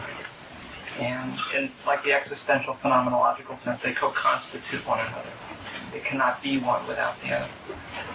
And by energy, I mean all its forms too, including mind, as you, for me, it was good to hear another way of saying that mind, the idea of mindfulness or chitta in the yoga philosophy, that is a reality to someone else too. It's comforting. Including the intellectual stuff, all that form. In your experience with these cultures, these different cultures, is there I hear a lot about the energy side, the form, etc. Is there any stillness for it? Is there any, is stillness sacred? Is there a meditative, quote-unquote, tradition or in this culture? Oh yeah, for sure. Yes, it doesn't call itself that, it calls itself trance. But trance is not a state of unconsciousness. It's in fact a state of full alertness, but you can't move. And you don't experience this as paralysis because you don't care to move. But yes, I think that there must be stillness for these things to manifest. One of the most puzzling things about psychedelic drugs is trying to teach people how to invoke the modality. People have the attitude toward drugs that if you take them, they will work. And this is not true at all, especially with drugs where a modality like mind is what you're attempting to conjure. So that, a drug will potentiate you for a vision state, but a number of other things have to be present. Energy and stillness being, I think, the two most important ones. And then a third factor, which is the invocation. You must invoke it in some way. And it's hard to explain what that is. It's sort of like, the difference between being alone and with someone. Though you are alone taking the drug, you have to assume the I-thou tension. And then you will discover the thou on the other end of the equation. Yes. And so the stilling will allow this. And it's almost sensory deprivation is what's required. Not in the formal sense of a tank or anything like that. But you must sit still in darkness. And you must look at your closed eyelids with the expectation of seeing something. And then you will. Within the culture, a spoken discipline about mental stillness and the importance of that, or talking about the drugs or plants in terms that would be a positive thing, or I'm just curious. I think that the context is isolation. That's what they would say about this. They say, well, we go into isolation. We put ourselves away. We put ourselves into a tree or a cult hut or something like that, and do not move around a lot. I think it cannot be compared. It's a completely different culture, and it's not typically what is hallucinogen. Well, this question, though, of the role of hallucinogens in Taoist practice is not well understood. If you know James Ware's book, the attention given to fungi is out of all proportion. I mean, their pharmacopoeia was largely fungal. There are no known psilocybin mushrooms from China reported. However, this is a place for somebody to make a quick reputation, I bet. If you chose carefully where you went to look, I'll bet you would find it, because we know Stropharia cubensis is in Thailand, Laos, and there is no reason at all that it shouldn't be in southern China. And it was in southern China that the Taoist pharmacopoeia was evolved and elaborated. And the Strickman is working on it. He wrote a couple of papers. I have a copy. Strickman. Yes. Oh, yes. Yes, he's doing very interesting work in all of this. He's in Germany. I think that hallucinogens are basic to humanness and always have been. You know, Carl Ruck and Wasson wrote a very convincing book to show that the Eleusinian mysteries were an a cult of ergot intoxication. I thought that sounded totally crazy before I read the book. I thought that it was going to be some flung-together case that would convince nobody. Actually, I can't believe that it's anything else. Having read the book, the evidence is overwhelming. Well, Eleusis was the central wellspring of mystery for the Western mind for 2,000 years. Everybody who was anybody went to Eleusis and had the experience. And there were times when the mystery was profaned to the point that writers can speak of wealthy Athenians who had the mystery in their house, were able to offer it to their guests after dinner. Well, what kind of mystery is this? And John Allegro wrote a much less convincing book, The Sacred Mushroom and the Cross, trying to say that Christianity itself was a mushroom cult. In fact, going much further than that, saying that Christ himself was in fact no person at all, but a system of coded epigrams for a mushroom. His case is harder to judge because it depends on a knowledge of Aramaic philology. But my brother has suggested to me, and in fact has set an outline for a book, he believes that consciousness itself arose in the higher primates in a feedback relationship with hallucinogenic plants.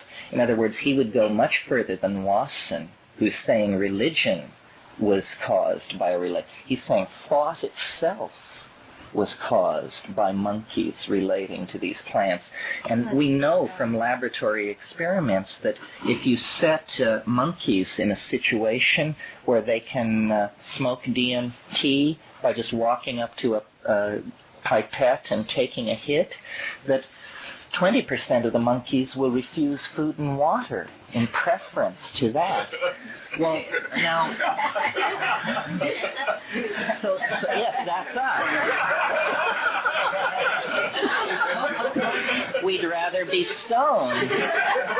And so having this predilection, apparently it's simply the shift is what they like. They like the thrill, the shift of modality from down to up and up to down.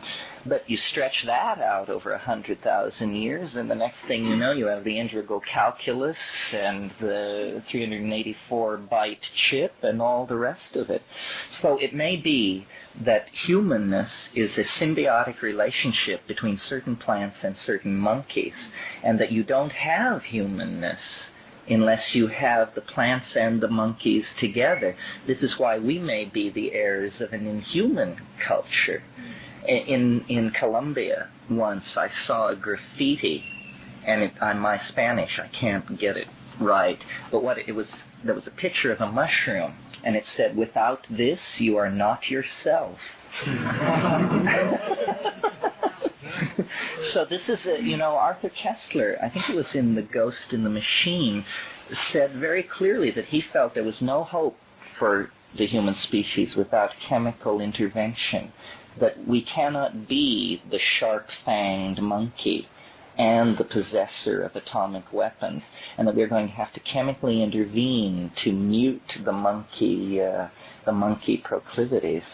And it may be true that the depth of their influence upon us, our thought systems, language, I hold the peculiar opinion that language preceded meaning by millennia, that long before people could communicate, they discovered how interesting the small mouth noises were and made them for each other as a form of entertainment, which then bifurcated into chanting and singing. But it was very late in this experimenting with small mouth noises that someone got the idea that you could assign a meaning to a certain mouth noise, and everybody would agree that that's what that noise meant, and then you could discuss things. So, we are creatures of language and thought, and probably because these drugs, these plants, first kicked that over in us.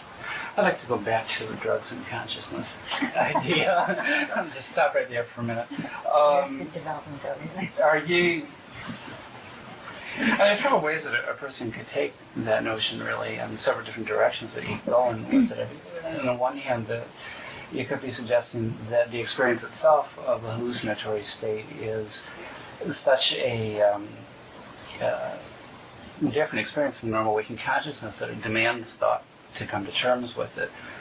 And I don't think that's a very tenable line, because the dream state itself would have similar experiences, and we know that chimpanzees and lower primates are dreaming, so that doesn't seem to be too far.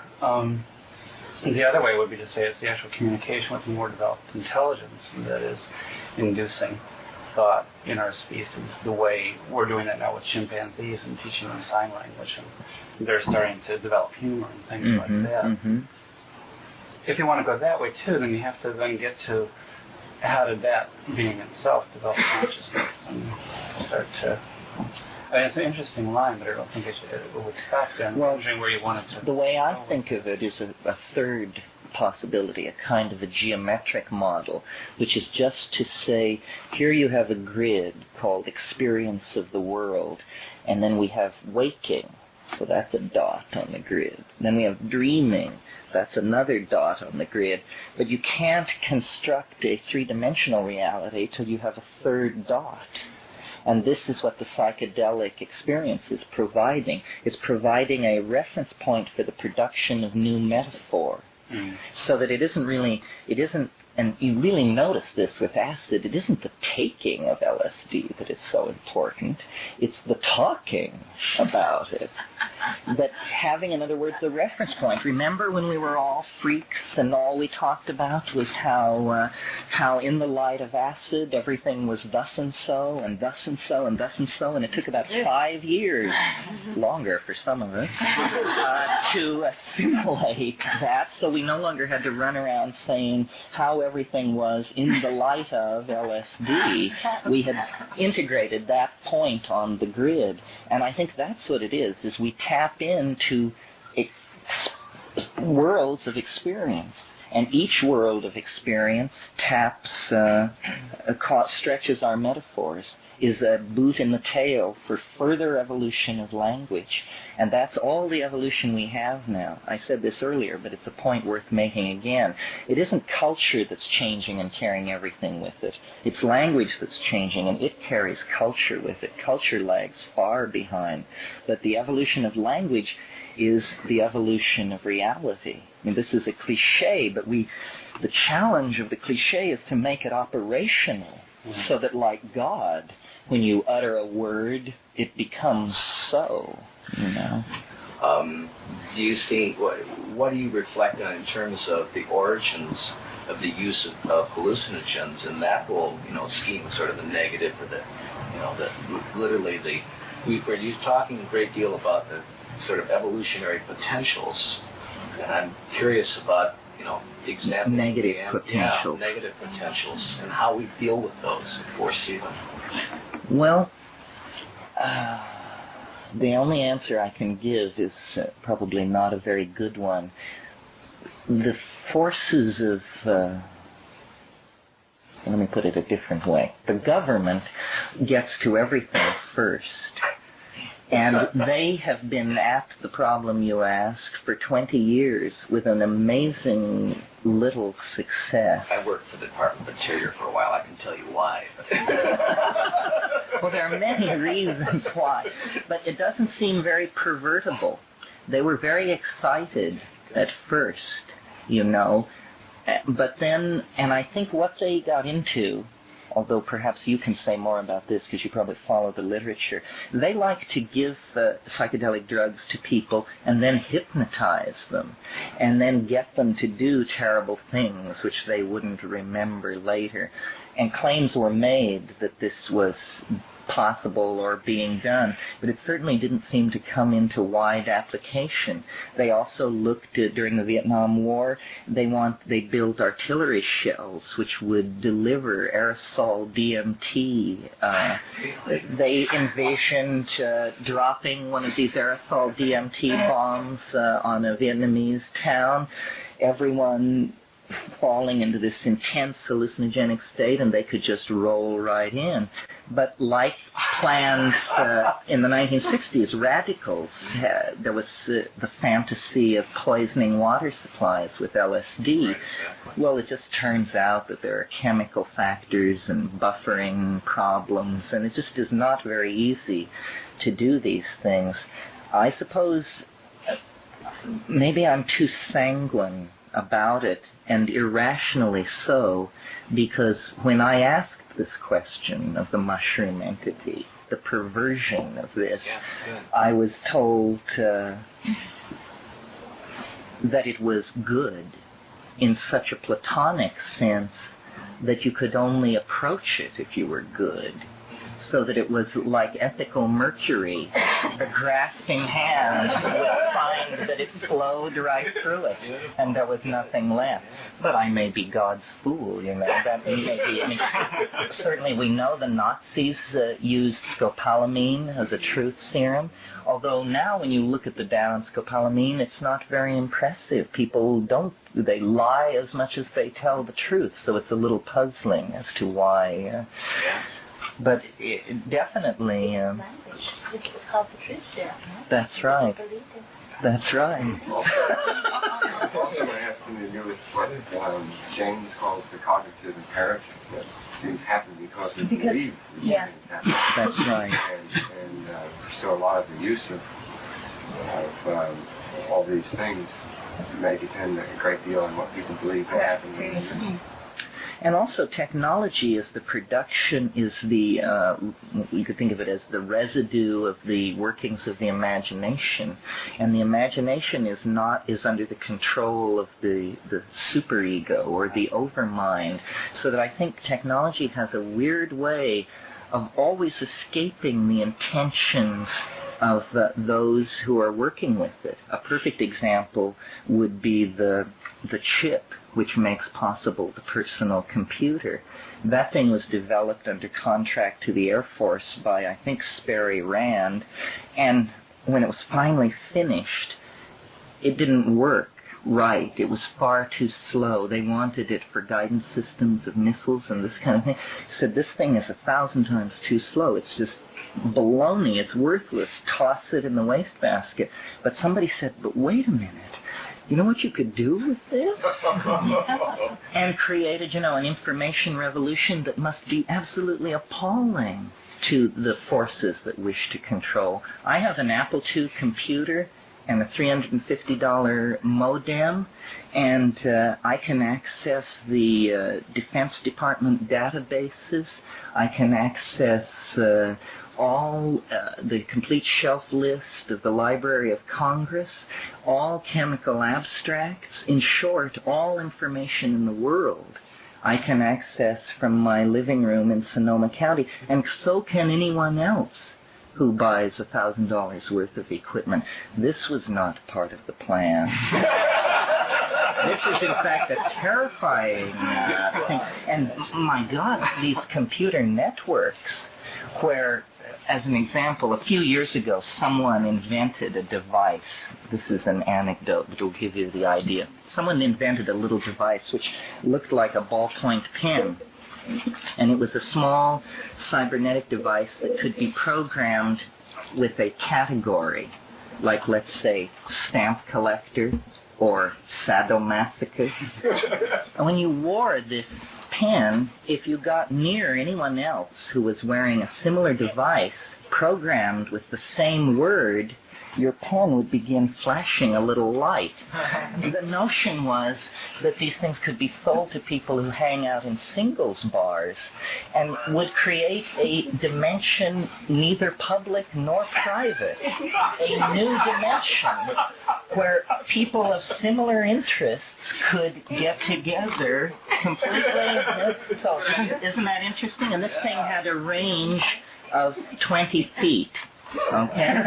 So now comes the $1,000 worth of cybernetic equipment and the telephone, and it's the same device. It doesn't clip into your shirt pocket, but we've extended the range to include the entire planet. Or you can have a search program on it too. Oh, you do. You go into these computer networks, and you say, who listed that they were interested in mushrooms, psychedelics, psilocybin, consciousness-altering drugs, hallucinogens. And then out of 70,000 users on the network, in 4.5 seconds, it tells you that 12 people listed one or some of those words. You immediately type a little letter to each one, shoot it off through the system, and you're in contact with those people.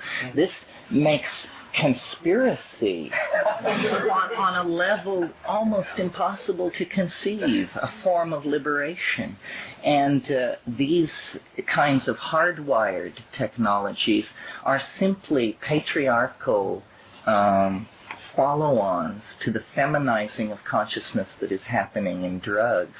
In other words, you can almost think of drugs as the software and cybernetics as the hardware of what is being done.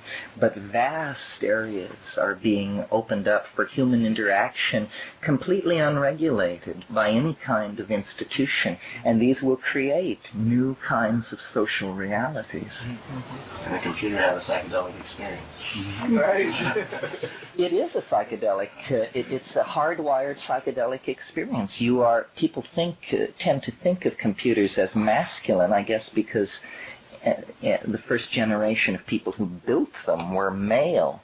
But what they actually are the mysterious mama matrix of information. It is like the unconscious made conscious. The unconscious is ceasing to be unconscious. All information is rising into this dimension of accessibility, so that you need not wonder how many people died of tuberculosis in western Nepal last year. You just key into the biomedical index and you find out.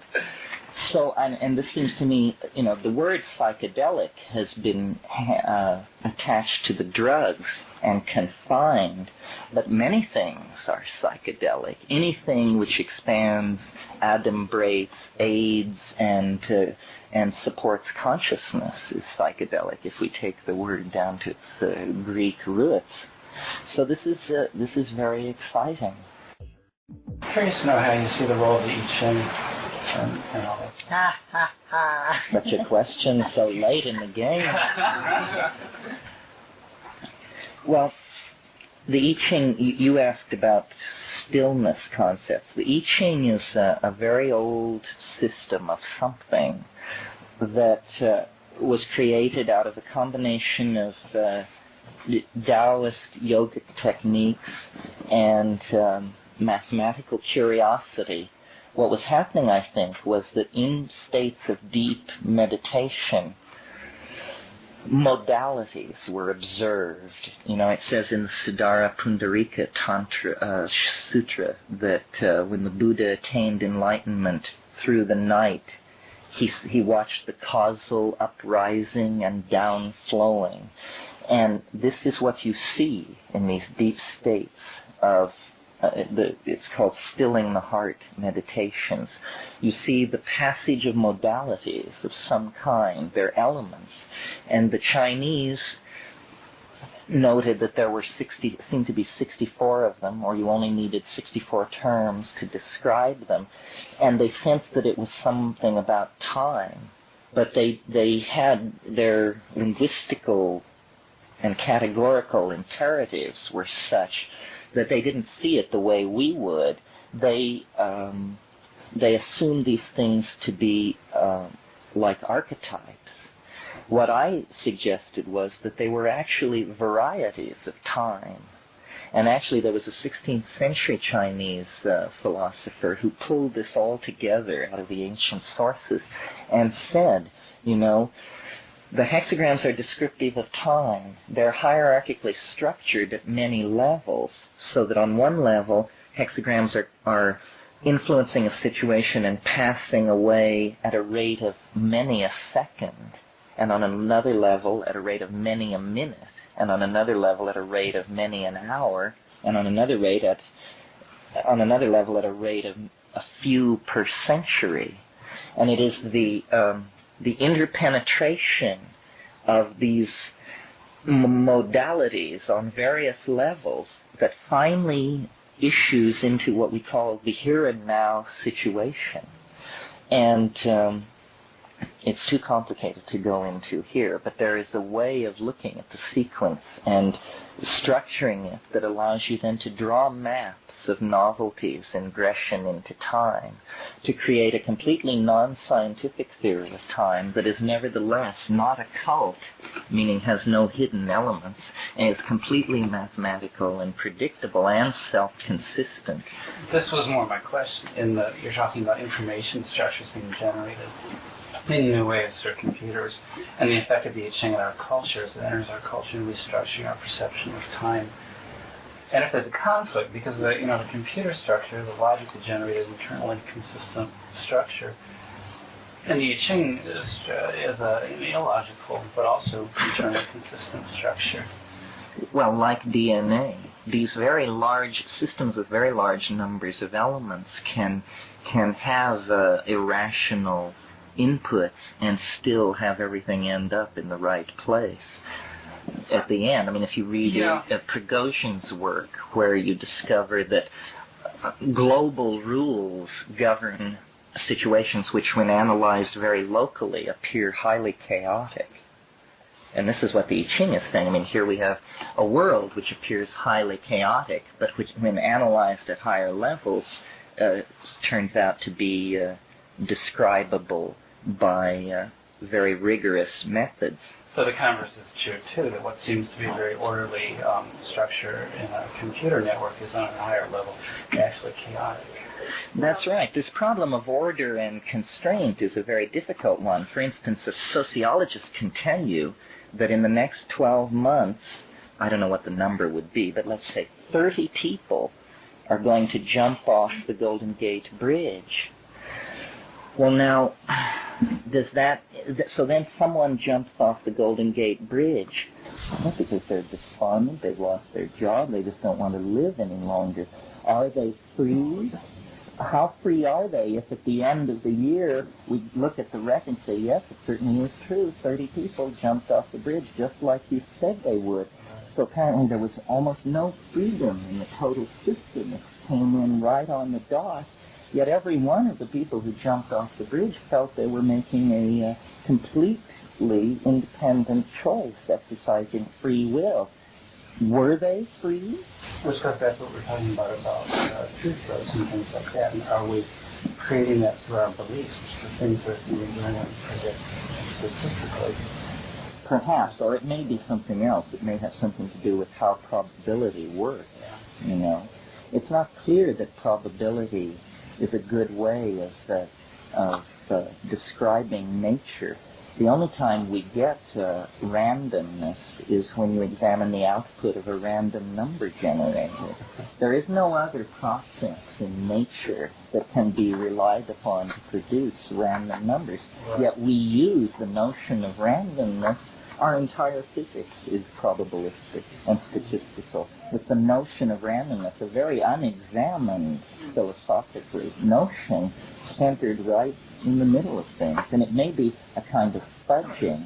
What we think is an explanation that things are probabilistic is actually a statement of complete ignorance, that we don't know how things work, so we say they're probabilistic. So the other extreme is that, well, there's a pattern or there's a norm, but nothing really fits the norm. And so you always have to describe it by approximation. That's right. And so that's where the probability of getting close to this approximation is a useful tool, because everything is a dynamic state, and so you can't define it in terms of, except on a moment-by-moment basis and by a static model. You need the probabilities to describe the transition from approximation. But it's created all kinds of consequences that were not expected, like the notion of the citizen and the way democracies and the way power is apportioned, because we have these probabilistic and statistical notions about human beings. Politically, we atomize ourselves. We say, we live in the fiction that all citizens are equal, which is absolute poppycock. It's simply that how else can we have the kind of social system we have and have it function? So the tools, you have to beware of the tool, of what the tool does to you as well as, yes. McLuhan should be looked at more carefully. I think McLuhan was never correctly centered vis-a-vis the psychedelic phenomena the way he should have been. People thought he was talking about the impact of television and print and this sort of thing. What he was really talking about is how cultural inputs to sensory modalities change self-definitions. And the drugs have done that to a great extent. And so as you change. I used it for 7 years and I stopped because I found that it was. I started to live 2 weeks. Well, I was living for a long time, 2 weeks or 2 months in the future, and not being right here because I was sort of pre-structuring what was happening. Although this abolition of the future is a controversial thing. For instance, I try to produce maps of the future with the chain on my computer, and people say that you want to destroy the future, you want to take the surprise out of being. Well, that seems to me rather silly. I mean, if you tell me you're going to South America, and I give you a National Geographic map of South America, have I destroyed the trip for you? Now there's no point in going. You know where every capital city is, where the rivers run, how the mountains lay. I just ruined it for you, you know? I don't think so, because what we are interested in is the details. Maps don't make it unnecessary to go to the places they portray. There's a deeper fear involved in your friend's comments, isn't it? I mean, fear is somehow the rational conceptualization will somehow interfere with the intuitive flow of things. I mean, that's what I think of. I didn't pick up the map thing. People don't want to feel that freedom has been compromised, you know. But my theory of time is not a predictive theory of events.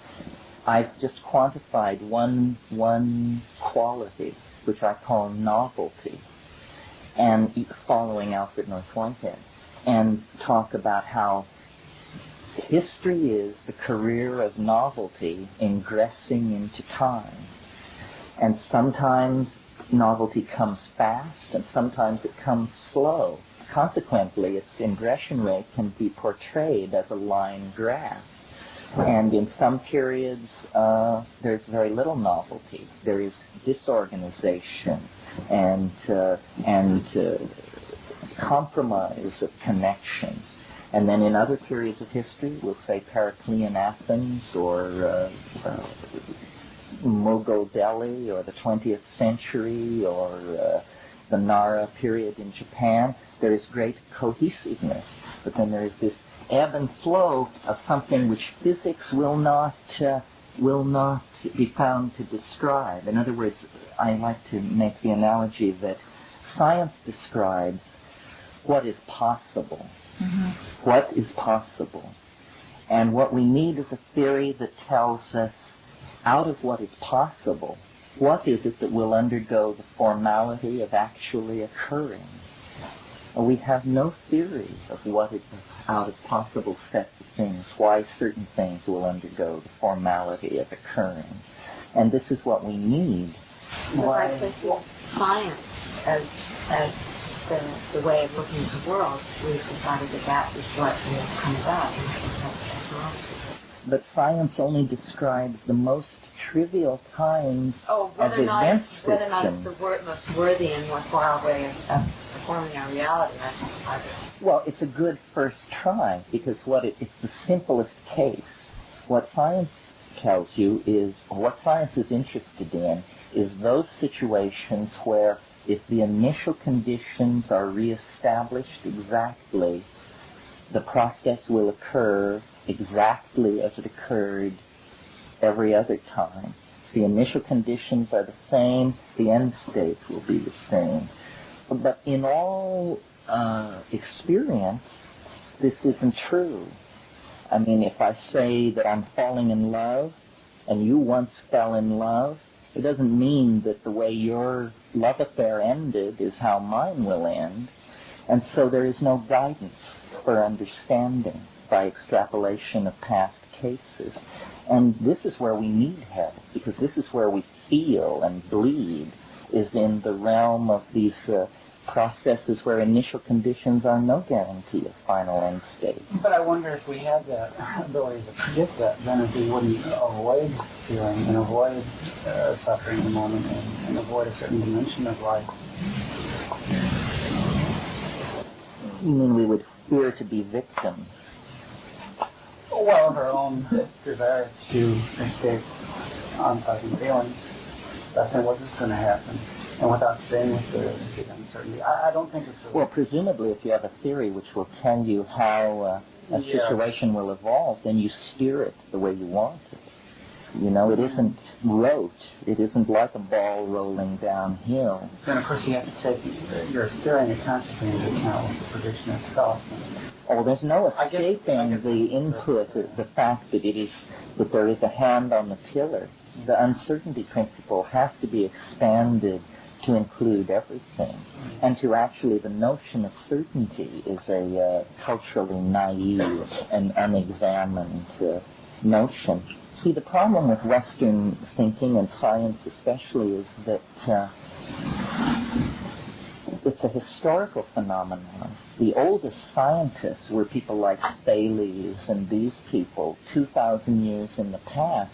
This means that the most epistemologically fundamental assumptions of science are the least examined for flaws in their sophistication in the light of experience. The fact that we rely on an intellectual method 2,000 years old almost precludes our understanding anything interesting.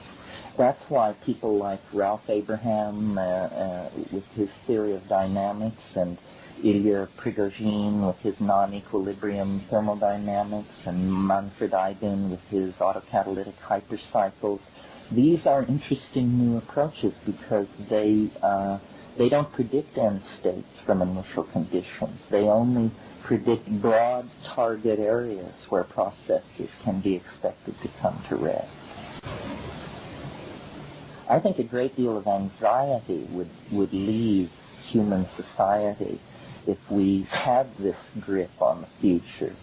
It's you can make a biological argument that what life does, leaving aside what it does is it conquers dimensionality. The earliest life forms had no impression of the world except that portion of the world which physically impinged upon them. In other words, they had a tactile sense. And then very slowly light-sensitive melanin chemistries were entrapped and light-sensitive cells arose so that light and darkness could be distinguished. And then following upon that, motility, so that a third dimension was claimed, the dimension of space.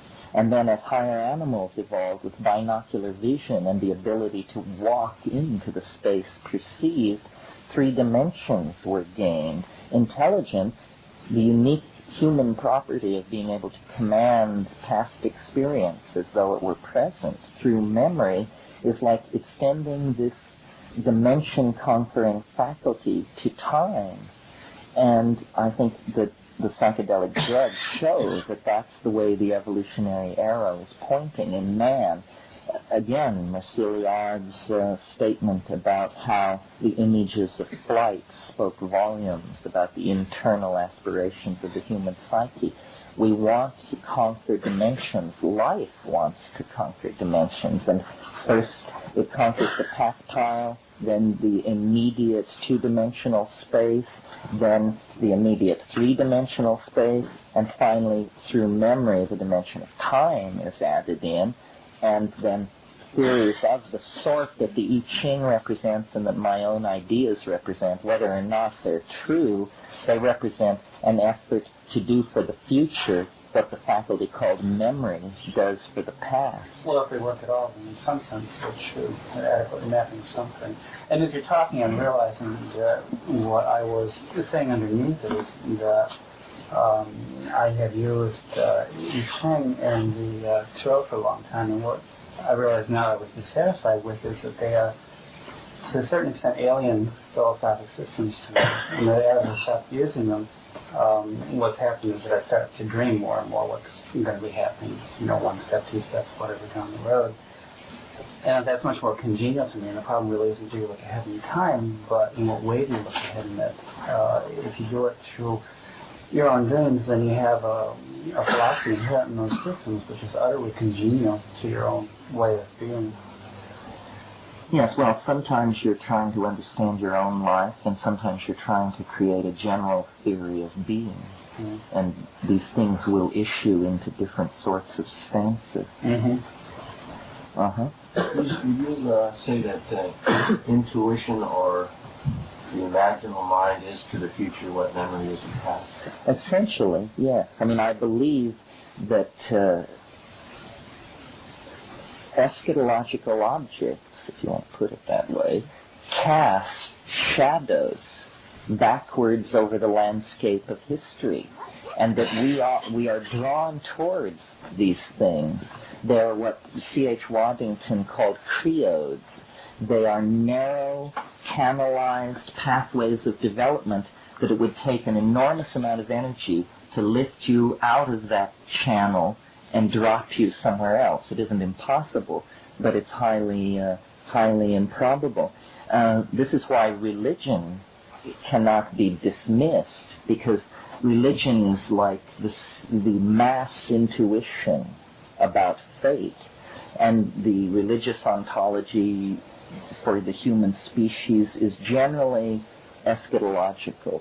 Not always, not in Buddhism, there are exceptions, but it generally is eschatological in that we are seen to be in the grip of a backward-flowing casuistry, that there is something pulling us forward, the telos, so unwelcome in science. Science insists on operating without teleology, and so its explanatory power is in proportion to that. But the sense of the telos is very great, and I think that it's physically there. That what is really happening is that there are forward-moving, meaning from the past to the present, causal chains, and there are causal chains which operate the other way, from the future into the past. The present is the interference pattern caused by the forward and backward flowing casuistries inherent in time.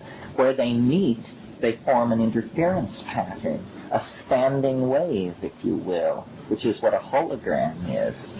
And it's that which is experienced as the now, and it is half of the past and half of the future. One of the interesting things I've noticed about the I want to future... stop there because I disagree, and I think that interface pattern requires operation of consciousness. That I notice while I'm doing therapy with someone that it's the reinterpretation of the past that changes causal lines in the past.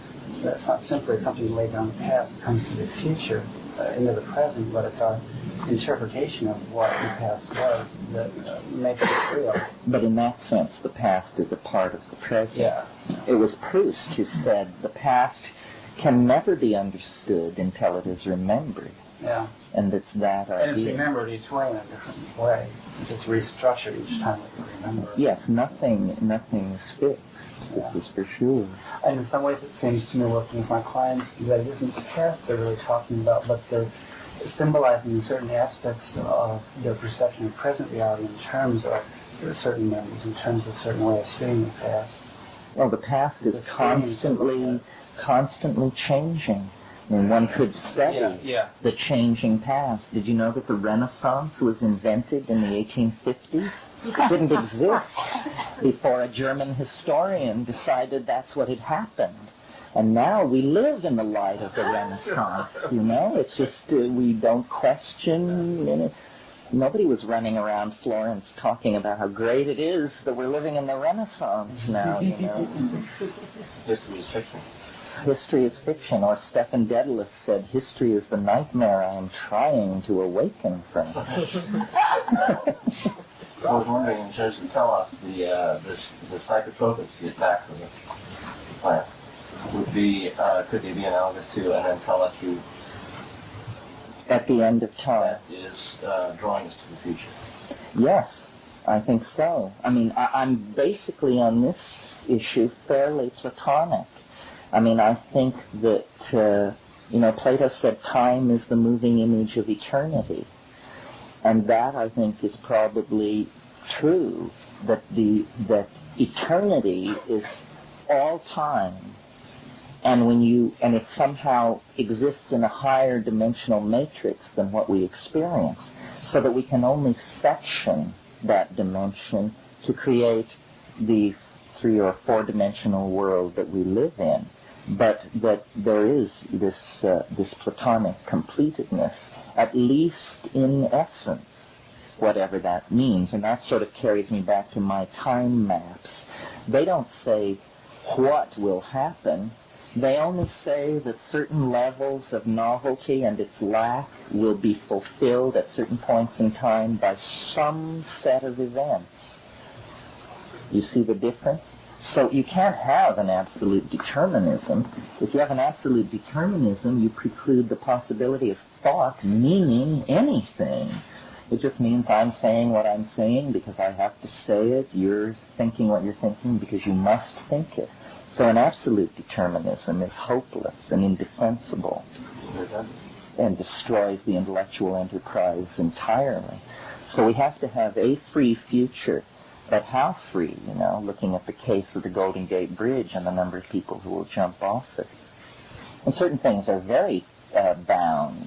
The time of sunrise tomorrow morning, you wouldn't feel great trepidation about making a prophecy about that. But nevertheless, forces could be invoked which would make it rise earlier or later. But it is very much embedded in the matrix of inertia. But everything interesting is not, is much more up for grabs. Yeah. What psychedelics do, and I begin this as a kind of summation, is they enrich experience, which sounds trivial, except that experience is all that we have. One of the things, if my career or whatever it is could be said to be about one thing, it's the notion that your understanding depends upon yourself. In other words, no myth of the tribe will satisfy. These myths like science and religion and politics, they do not satisfy. When I talk about this, I usually mention the notion of the flying saucer. people who believe in flying saucers as alien spacecraft nevertheless so undervalue their own identity that they believe that contact will come to the Secretary General of the United Nations. He will assemble Time, Newsweek, and the reporters from The Economist. They will get together with Carl Sagan and whoever, and they will all explain it to all of us, and then we will understand what's going on. This is a sold-out point of view. You have accepted their definition of you as a citizen. The real fact of the matter is an anarchy of the imagination where each one of us is our own Magellan. We are not living in the age when all frontiers have disappeared, when all things have been tamed and made mundane. We are living in the most exciting era that has ever been, because we are about to turn to the real terra incognito, which is the terra incognito in our minds. And it is for us to do. And this is why the drugs are so controversial, because they free you from the myth of the tribe. And that single fact, the fact that they decondition you, they don't decondition you at the chemical level, like make you forget everything you believe so you have to start over. They decondition you at the ideological level. So you just look around at the society you're in, and its contradictions and preposterous assumptions are perfectly visible to you. And that frees you then to create a new world through self-experience, not by taking Heidegger's word for it or somebody else's word for it, but creating it through your own experience. And this is what we should all be involved in, and this would carry us to psychological balance. It's trying to make sense of our intuitions in the light of the enormous pressure to accept prepackaged ideologies that makes neurotics of us all. And the only way out of that is to step back from it and to say, I will only believe what I know. I will be like someone from Missouri. Show me and I'll believe it. This is why my favorite person in the New Testament is Thomas, the doubter. Because if you will recall, Christ returned to, the apostles were gathered in the upper room, and Christ came to them, I think on the 40th day, but Thomas was not there. So then later, and then Christ went away, and so then Thomas came, and they said the Master was with us. And he said, you guys have been smoking too many of those little brown cigarettes. The Master has gone from the plain. Unless I put my hand into the wound, I will not believe it. So then a few days later, Thomas was with them, and Christ came again. And he said to him, Thomas, put your hand into the wound that you might believe. And he did, and he believed. Okay, so what conclusion do we draw from this story? The conclusion is that of all of the people, of all of the disciples, the only person in all of human history recorded to have actually touched the incorporeal body of the risen Christ was Thomas the Doubter. And he was allowed that. He was vouchsafed that unique blessing because he doubted. And that's, yes, he insisted on experiencing it himself. And so he touched the incorporeal body, the white stone at the end of time. And this is what we are trying to do, because if you can get your hand on the doorknob, you can turn it and walk through. And the Secretary General of the United Nations need not be at your elbow. Nobody need be at your elbow. And this is what shamans know. They have touched the doorknob, turned it, and walked through, and they are out of time and out of history. And their immense personal presence, or at least the immense personal presence that I have experienced, among the ones who were genuine is because they have taken responsibility for their model of the world and have modeled the world based entirely on their own experience. Yes? One question. I mean, I was never exposed to any drugs, never tried any drugs, never anything. And the way you're talking feels to me like this is the only way to be aware, to become awareness of our own being, our own.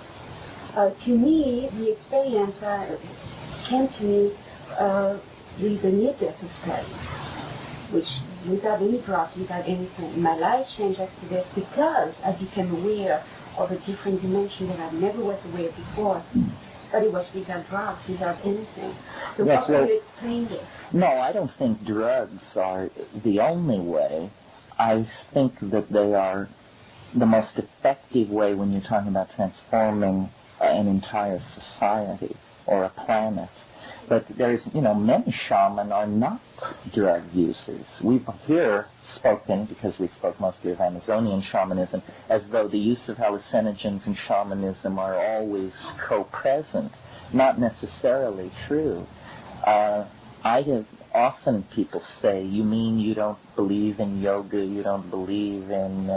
Well, I think that these ways may be efficacious, but I think we are caught in a culture crisis where there is real immediacy to the notion that we have to get on with it.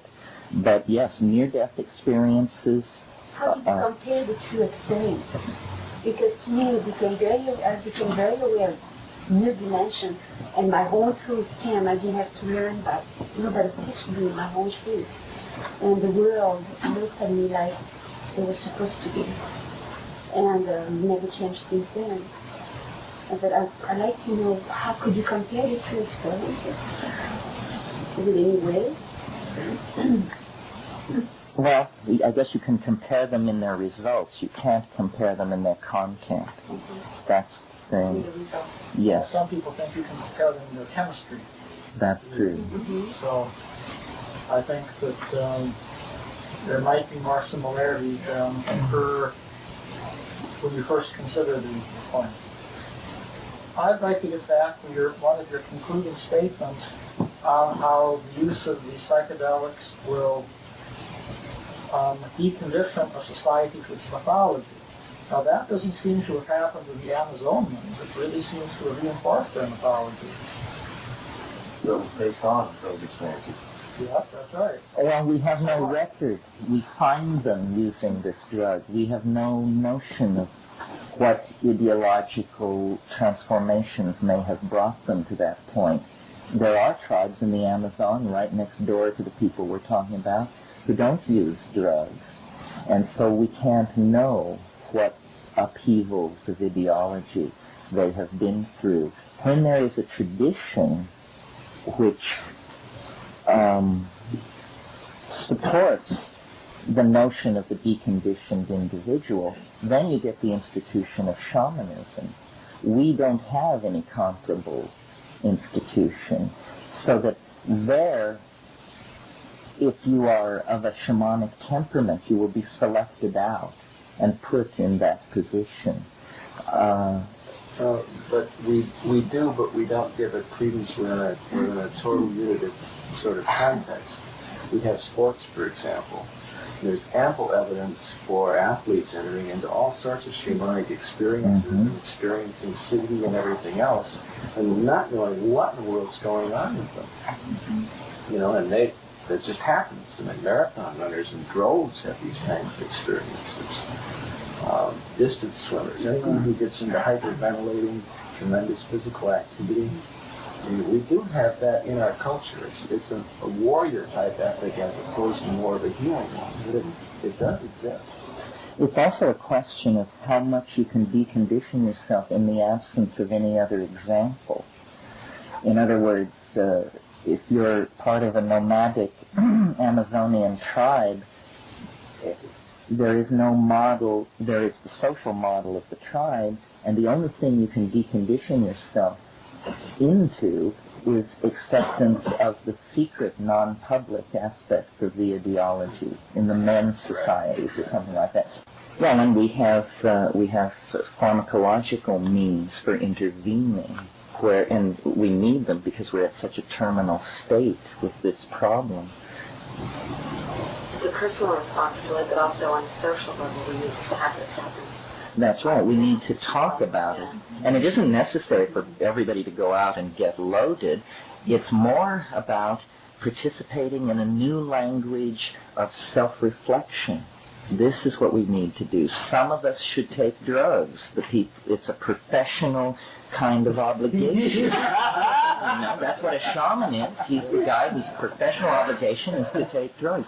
But we all have an obligation to create a language that values us and the people around us. And this begins with a language that values the self. And our experiences. This is the central thing, above and beyond all else. I wanted to come back to something that you were saying a while ago, and that was the deconditioning of the culture. And I just have a couple of observations, and I'd like to know if you have any reaction to this. It's always been a curious fact to me that during the 60s, as we were beginning to move out into space, we were also taking drugs at a very heavy rate. There was an inner and outer exploration that was going on there simultaneously. Out of that experience, I think we have in some ways reconditioned the society, specifically in regards to the psychedelic experience and the ecology movement, and beginning to see things in more whole patterns. And I wonder if you have any comments about any of that. Well, I think all of these things, like the ecology movements, the hippies, the dietary sensitivity, all of this stuff arises out of the awareness of the culture crisis, basically traceable back to the bomb. I think the bomb has had a wonderful effect in focusing people's attention wonderfully on problems that before they just tended to fly off in all directions behind. The thing I might say about space, I don't believe that, we will go to space as we are, so that we're going to create, a South Bronx on Mars and to slavery and the moons of Jupiter and this kind of thing. I think space is too much like the imagination, this enfolding velvet darkness that stretches to infinity, that cries out to have artistic objects dropped into it. It's like going into the mind, going into the unconscious, the same thing that we must do here on Earth before we go to space. We cannot afford the unconscious anymore. This is a concept that has to take its place with the high-button shoe. We must be entirely conscious because we have the power to shatter the Earth like a rotten apple with a stick of dynamite inside of it. So there can be no more talk of the unconscious or the freight of the primate body or anything like that. We have to get our act together because nature is very ruthless, and you cannot rest on the notion that there's some kind of deus ex machina denouement which is going to make it all right even though we blundered endlessly. So it's basically, strangely enough, a call to responsibility, which is always what is always charged against psychedelic drug use is its flagrant irresponsibility. So it's a pretty, the lines are drawn. Sounds like we've got a pretty big job at that. I think so.